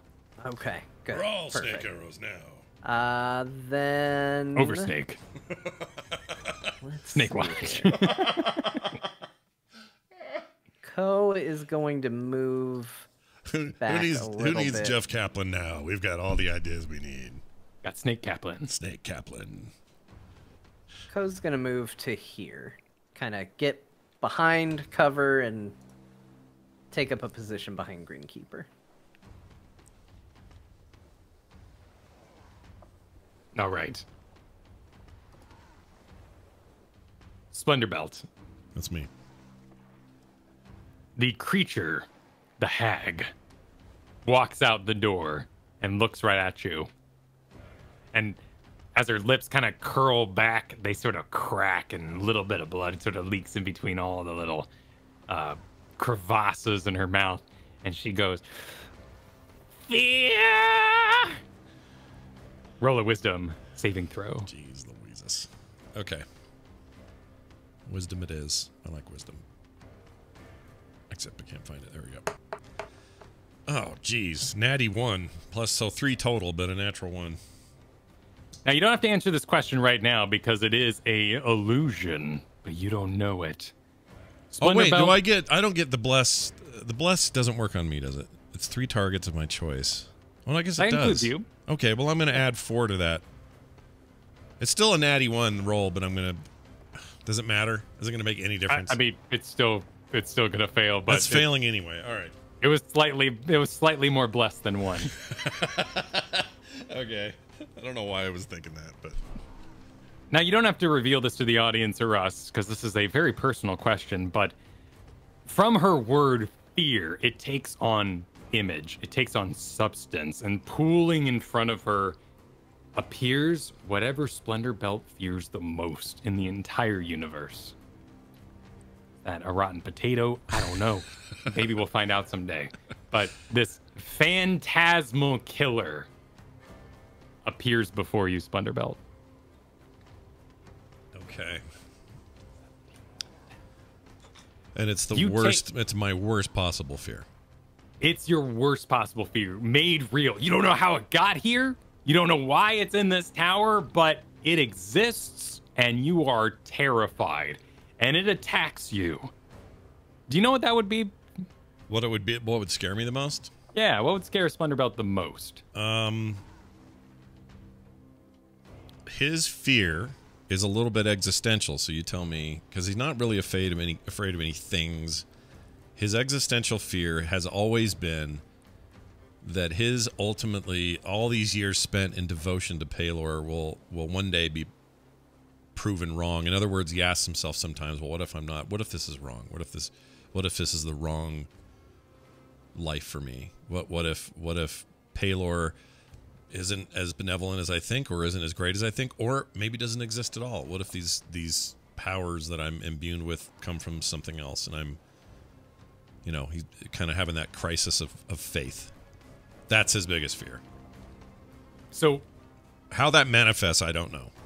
Yeah, eyes of blackness, an undead Splendor Belt appears before you. You feel like you're looking in a mirror. And you see yourself devoid of all the holy touch and light that you've experienced, all the blessings. They're all gone. And this wounds your soul for 27 points of psychic damage. Damn. It is, but it is real to you. Everybody else sees like a fart in the wind out in front. There's no substance to it. There's just a ethereal something has formed in front of the hag as she stands in the door. But Splendor Belt is terrified. It takes a lot of damage. Okay. I'm down to 11. It's good stuff. Grinkeeper, you're up. You're currently blocked from the hag's view, so the source of your fear is not affecting you at the moment. As long as it's out of sight, it's out of mind, as it were. Cool.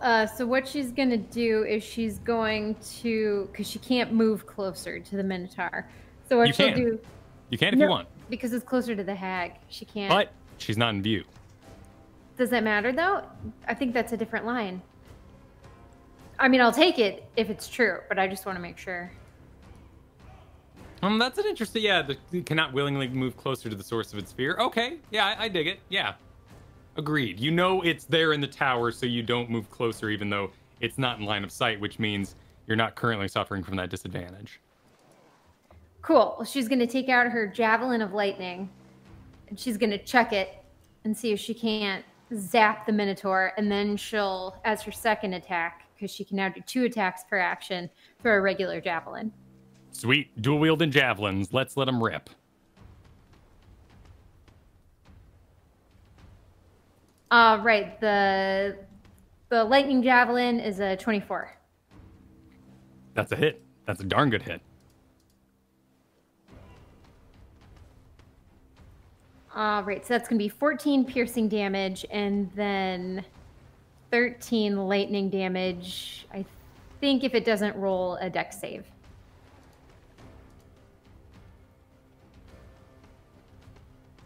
DC 13. I got a 2. With my back to you, have it knocked my head into the tower. I'm not very dexterous at the moment. So I take the additional 13? Correct. And then here comes another javelin. All right.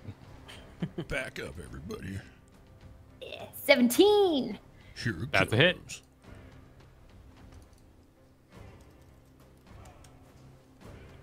Nine damage. Very good. A massive round there for that'd be 36 damage total on your turn.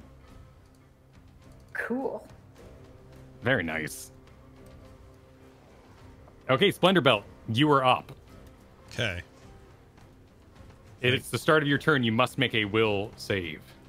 Oh, yeah.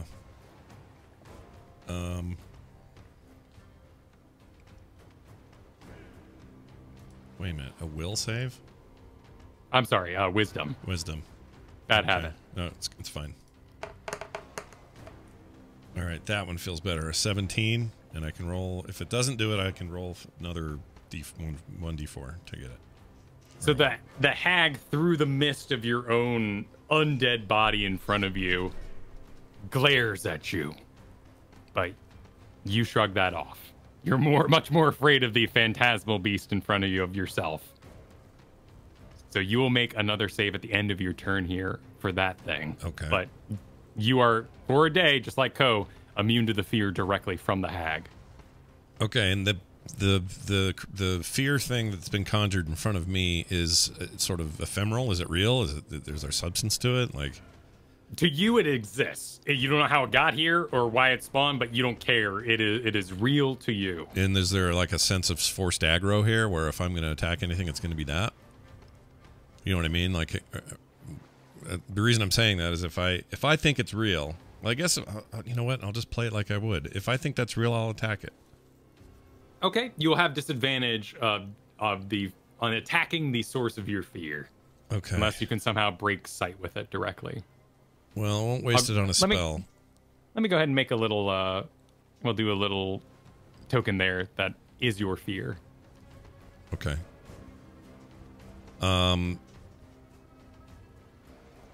Oh, Grinkeeper, you need to make a save about your fear as well. Let's do that. Wisdom, correct? Yep.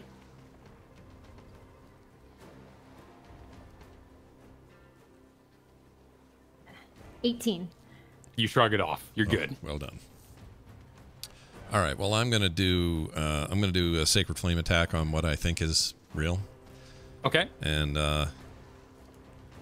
let's see. Give you a hit here. Sacred Flame. There we go. Disadvantage. Oh, that's right. Well, isn't that a dex save for the creature?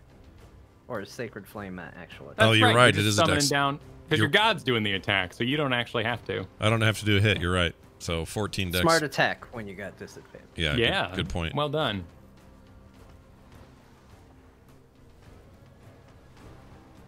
And that attacks a creature, so you're attacking the thing that you don't know exists. So in your mind, it hits and does nothing. It absorbs the blow, and the holy energy just shrugs off it. And you hear yourself, I was wrong. I was wrong.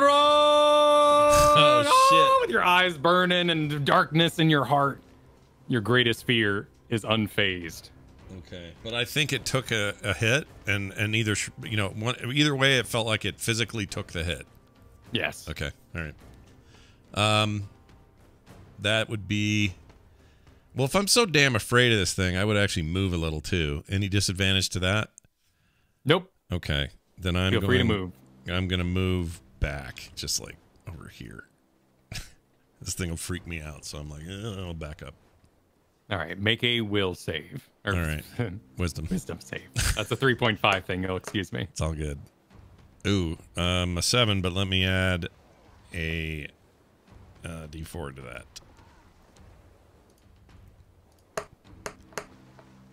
Another 2, so 9. It's not going to do it, is it?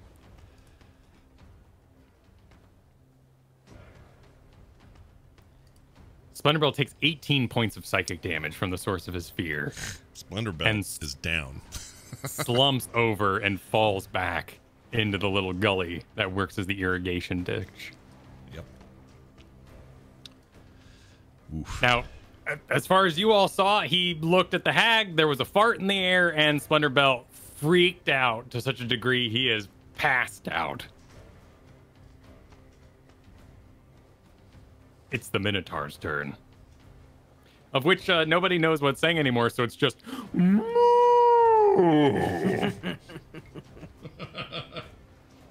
It swings around at you, Grinkeeper, with the pole that was once a scarecrow. A 24. That's a hit.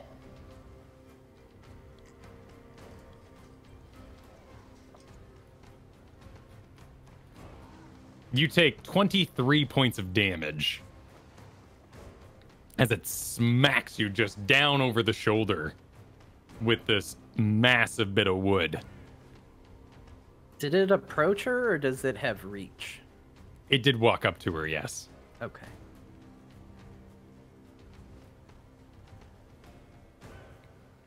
Ko, you're up. All right. Well, Ko is worried about literally everybody at the moment, but seeing Grinkeeper still being up, knowing she's a healer, I feel like addressing her is the most immediate pressing concern. So Ko is going to move kind of alongside the Minotaur and is going to take a strike first with his Psychic Blade.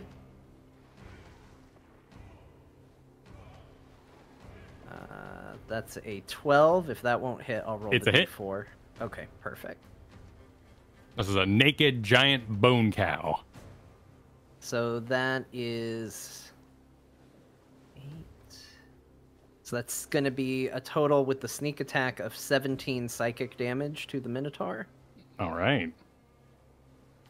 And then Ko will produce his new dagger, his dagger of venom, and stab with that for a offhanded strike at the Minotaur with a 24 to hit. Hit. And an additional 9 points of piercing damage from the dagger. You said stab. Did you like into the ribs of this beast, or how do you cut out an undead cow man? Jump up and try and stab it into the skull. You jump up on your spry legs and you stab it right into the eye of the skull here and kind of give it a little twist of the blade, and it sends the head off the body, and the body just collapses down into bones. The wood falls as well, and the skull lands about 7 feet away from you. And as it floats through the air,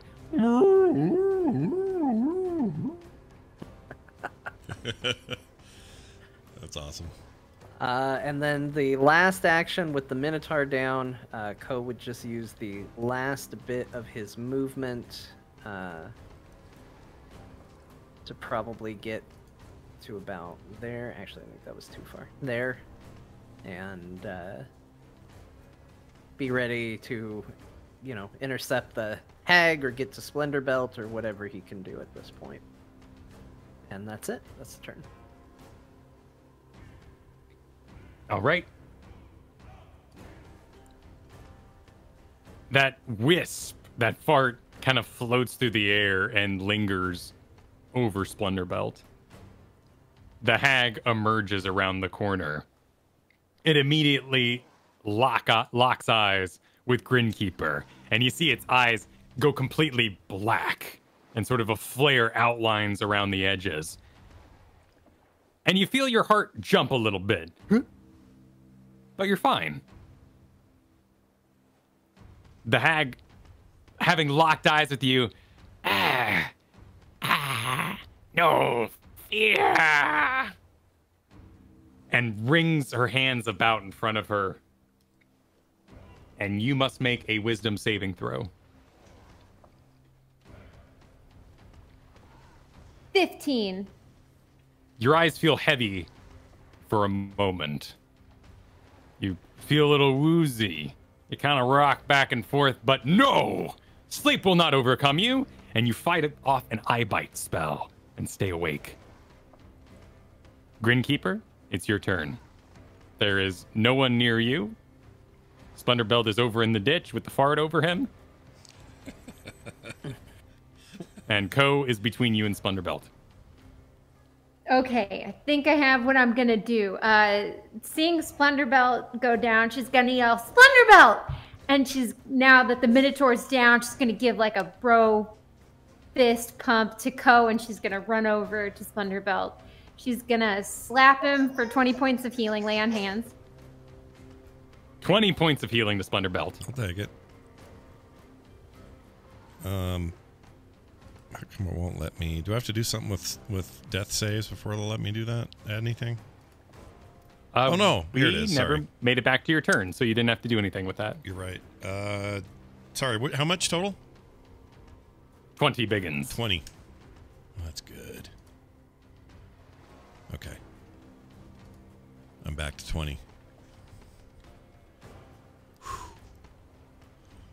As you look up, you see a glimpse of your previous assailant, and it just sort of blows away. Your fear's now gone. The sun is shining again. You feel your inner radiance of Paylor. Grinkeeper, that was a physical slap, correct? So you were over by Splendor Belt. Perfect. That was your turn. Splendor Belt, you're up and in time for your turn. All right. I'm none the wiser, though, right? I still see the shitty thing and think it's real? Or is it gone? It's gone. It blew away before your eyes. Oh, right. Because, okay. Whatever it is no longer exists, and you see beyond it the hag, the sodden old woman who is attempting to lock eyes with Grinkeeper, who basically was like, nah, I'm good. Ran right by her. All right. Well, knowing that, that's awesome. I am going to let's see. We tried this one yet? I don't know if I want to try that yet. All right, let's throw out my spiritual weapon. It's basically it's a mace that's got my face on it. I call it face mace, and Just like Ko's, I have now a sword. Or not Ko, or I guess Ko has one too. Or not a sword, but a thing I can command. So now I'll do that, and then I think, don't I get to, I did this last time, I get to move it, right? Yep, you get to command it to attack. All right. So my action was conjuring it, but it gets its own attack. Correct. And do I need to do... do I have to wait for a turn for that, or I can do it now? Now, I believe you're good to rip it. Yeah, let's it see. attacks right away. Okay. As part of the spell. All right, sweet. Is that the yellow thing? As a bonus action on your turn, you can move the weapon of 20 feet and command it to attack. Okay, sweet. I will have it attack then. Grandma Ugly Face right there that he's by. Perfect. Looks like you have a +6 on that attack. Yep. And so, I'll clear this. All right, here we go.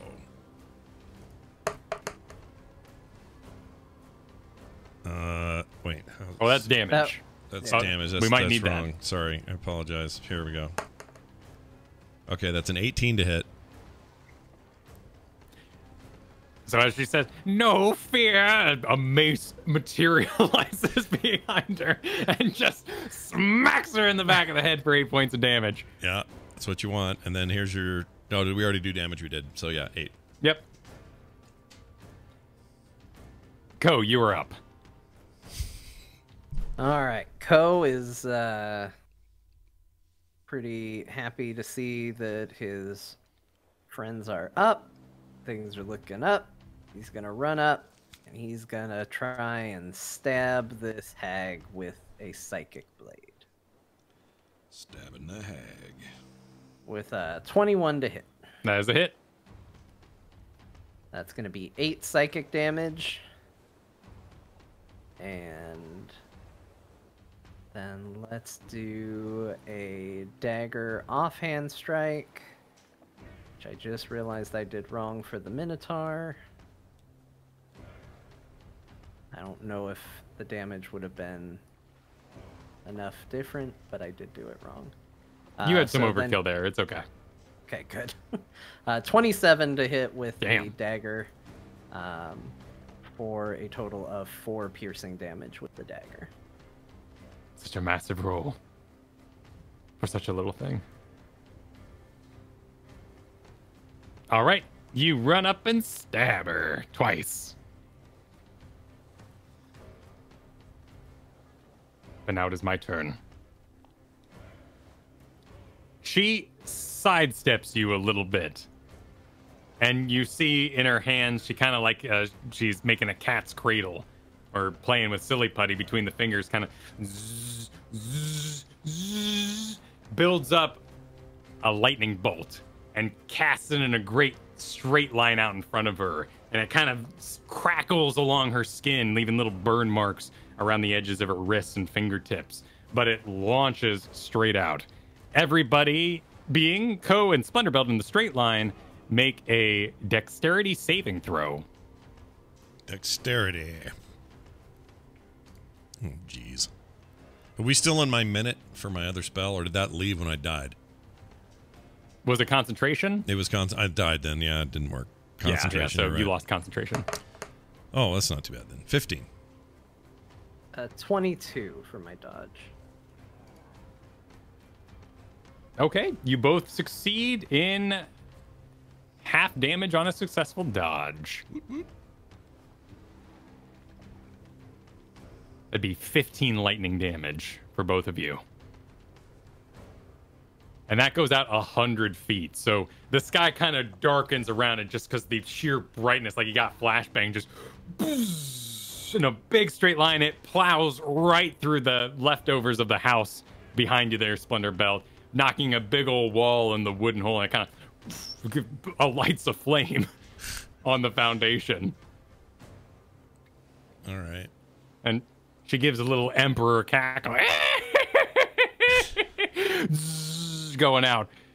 She is continuing this cast, and the lightning is coursing across Ko and Splendorbelt. Ko, who does a nice little like whoa, like a It's not long. What's the stick jump where you have the stick and you go boing over the pole vault? Pole vault, like a pole, like whoa, pole vault over the top. Then Splendorbolt kind of just ducks down into the ditch that he's been standing in, and lightning, burns his hair and his scalp a little bit.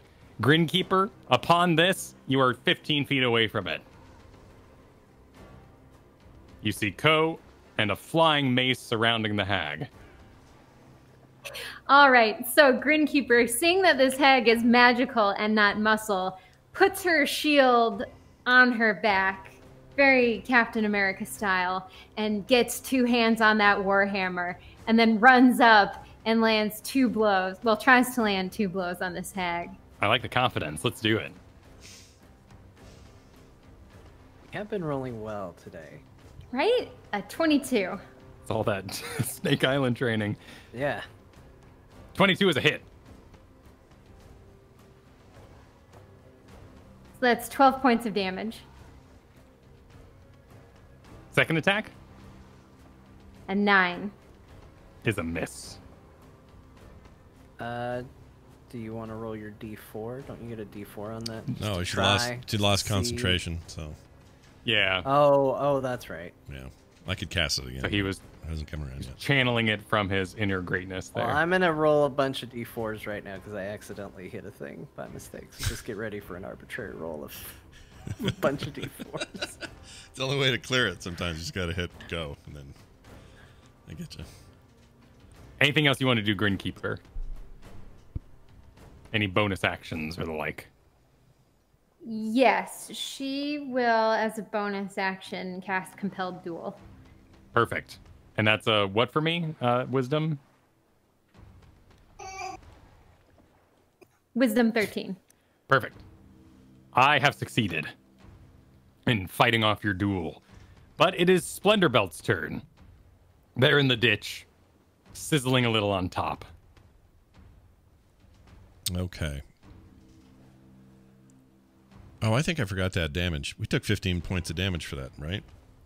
Yes. Yep. Okay. I did. So you'd be back down to 5. Yeah, down to 5. Boy, she sucks. Is it worth the potatoes? Jeez. All right. Let's go ahead and do a... we're going to command that lady at level 2 to grovel. Ooh. All right. What's my save? It's a Wisdom 14 saving throw. I got a 18. Well, shit. Then it fizzles and pops and does nothing, so I will then ask my sword, or my floating mace, to do its job. Which we will now Love create it. that. Hold on, where did it go? I lost it. There it is. All right, here we go. Oh, geez. 10 to hit. Is a miss. Blah! All right, he misses. And that's my pathetic turn. Splendorbolt yells, grovel, and she goes, no! And doesn't. Ko, you're up. All right, let's get this lady. Ko puts his hand out, gonna activate a psychic blade right into her with a 16 to hit. Is a hit. Let's do it. He now has flank, so that's 6 initial psychic damage plus 13 sneak attack psychic damage. Oh, wow. So Yeah. 19 points of damage? Yeah. Very cool. And then he's going to bring in the Dagger of Venom on the offhand with a 27 to hit for a whopping 2 stabby poison damage. 2 stabby poison damage. It's not poisoned at all. I don't know why I said poison. It's just 2 damage. stabby dagger, stabby damage. All right, she's still going. And it's my turn.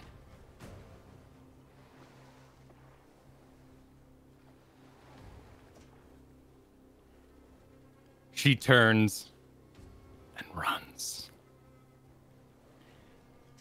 Just about on all fours, big kind of Shaggy from Scooby-Doo, like, kind of running towards the water. And you see as she starts to go, she puts her hands together in a triangle. She's going to do a big old jump dive into the river and try to get away. However, this is having her run out of range of Grinkeeper Co. And I'm not sure if the floating magical mace gets an attack, but let's say it happens now. Okay. All right, let's do it. Come on, Psychic Blade. No, that's bad. 11 to hit on the reaction. Is a miss. 14. Is a hit. I need to do one.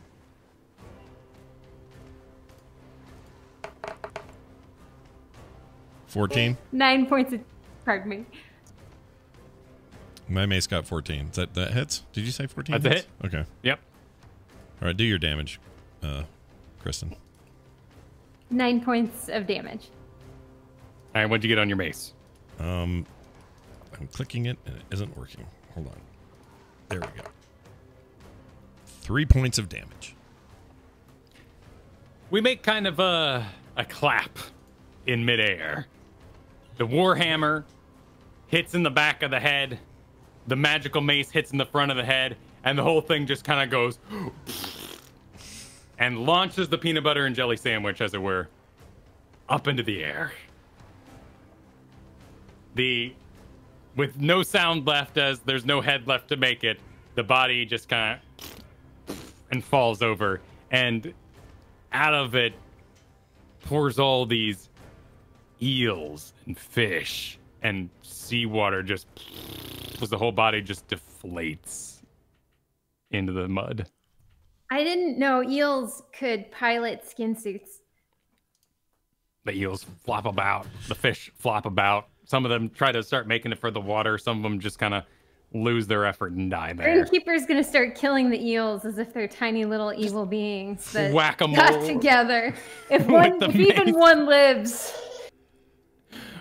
The whack-a-mole with the warhammer starts as Grinkeeper executes every last eel and fish available. We leave combat. The hag, the sea hag, has been defeated.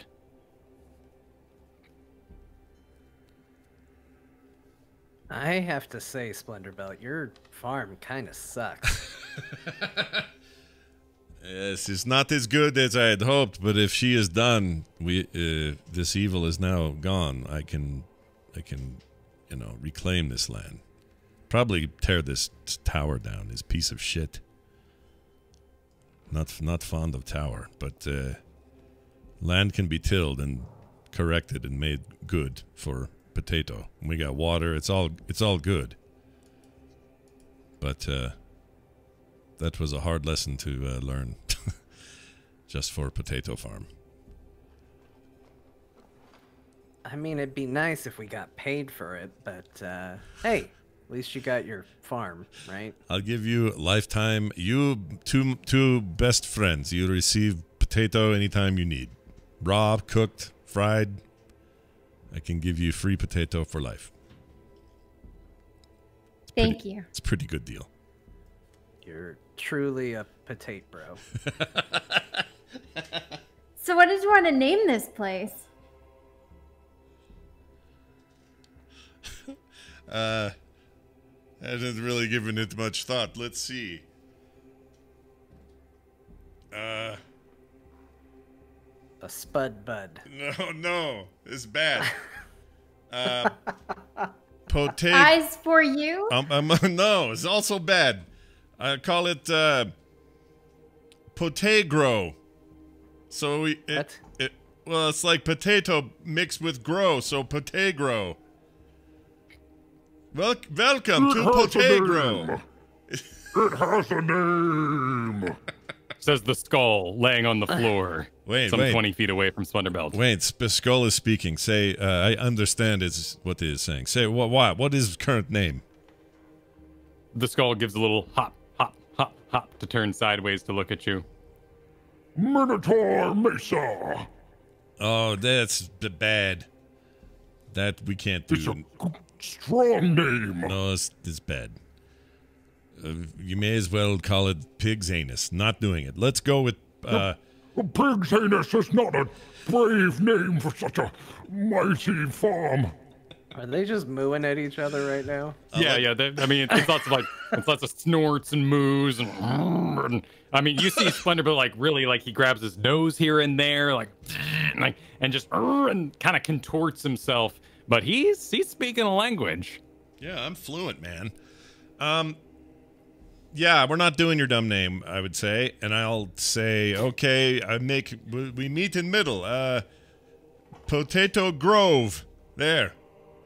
He's nice. A grove is not a normal place for such a farm. I will whip around with one of my maces, both of them actually, raise them high and smash this frickin' skull. Shut that thing up. Oh. You could have just had him to have conversations with. Yeah, that was a great feature. It's a lousy... what good is he going to do? He's just going to yell at me for what I named the place. He's not going to help me do anything. You could have named him Murray. He could have been a, watch out for you. He doesn't want to work for me. We destroyed him. Splendorbelt pulls out both of his face maces and, like an anime character, runs kind of maces to the side and wields them up. And as he passes Ko, Ko with one hand up is making this whole argument as Splendorbelt runs by. Splendorbelt, you've reached the moose skull. Would you like to make your attack? Well, I'll think for a second about this. I'll think about it. No, stay true to yourself. Don't let us Here's what I'm gonna do. Stay true to what you want to do. Here's what I would do. I probably would do this. I would raise them up high and say, I'd basically say any last words. And let's see if it can make a case for why I shouldn't bring these down. And shatter it. I was cursed, and now I'm free. To farm. If I smash you to bits, what happens? Are you released from your curse? I'll be smashed, but I likely haunt your farm. Wait, okay. Hold on a second. You leave, and if I destroy Skull, you can haunt me here? Sure. Oh, that's bad. We're not doing this, and I won't smash him. I'll say I don't know what to do with you for now, but for now I'd put you in hole, and I'll bury him for a bit. I'm in a hole. And you start digging a hole next to him. I'm gonna dig a hole. I'm gonna put him in it. I'm gonna kick some dirt. No, listen. I come back. I come back for you. Don't stress. You don't need air. He's fine. I say as I'm doing this to you guys. He's fine. He's okay. Don't worry. We got this. What are you guys talking about? He says if I kill the skull, it releases his spirit, and then he comes and he haunts this place. That sucks. We're not doing that. Well, what does he want to do? He'd do that. Standing over the pile of earth, you hear. I mean, okay, hold on, and I'll scrape out a little dirt just to kind of get his thing, and I'll say, if I let you live, what will you do for me? The little cow skull teeth, chatter, and dirt moves between them. I could fear the birds. I come by. I go moo at the blackbird as they know eat the crop. Okay, I take an advisement. Sit tight, and I bury him back up. All right, and he's buried. And then I'll share with these guys that he's gonna scare birds and kind of be I might be able to get him to be used around here. I mean, isn't that preferable as opposed to just a weird patch of dirt that moves at people? Well, yes, this is what I'm saying. I either smash him or we keep him around. There's no in between. These are two choices. I think maybe let him be a scarecrow. Well, this is kind of what he is saying. He's saying he seems happy. he'll keep bird away, and I can farm potato without his interference. So yes, this is something like what we will do with him. But not today. We leave him here for now. No one, it's not bother anybody. It's just dirt. He can't breathe anyway. It's fine. And I'll just pat the dirt and act like it's no big deal. He gives a little moo as you pat it. You look about the area and you look into the tower, look about just before you're about to leave and finalize your search. And you see about a foot wide cauldron, just a small cooking cauldron. It's got all kinds of, rats and like a finger floating around in there. The hag's cauldron, where she may have cast her spells, put out curses, and in general just eaten. But looking at that cauldron, you all remember a time on Snake Island where you were all tied up.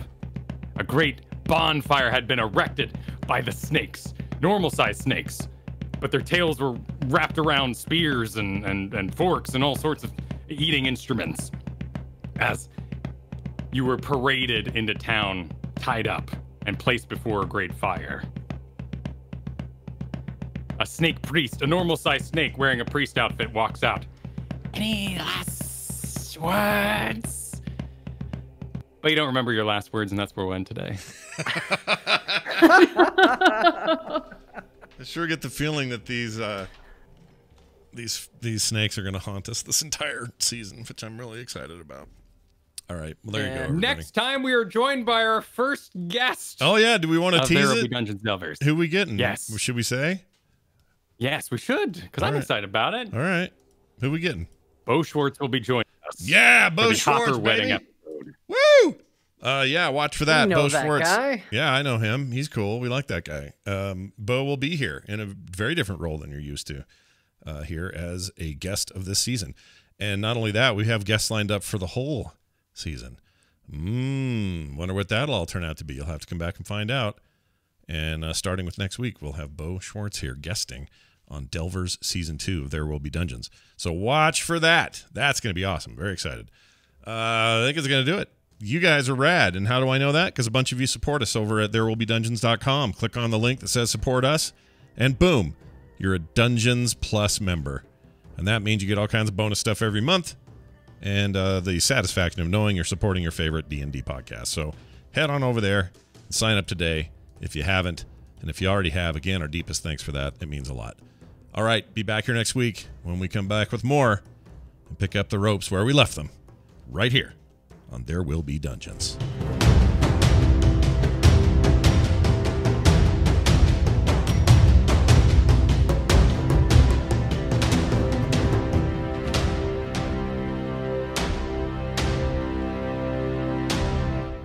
This show is part of the Frog Pants Network. Frog Pants Network. Get more shows like this at frogpants.com. Yay!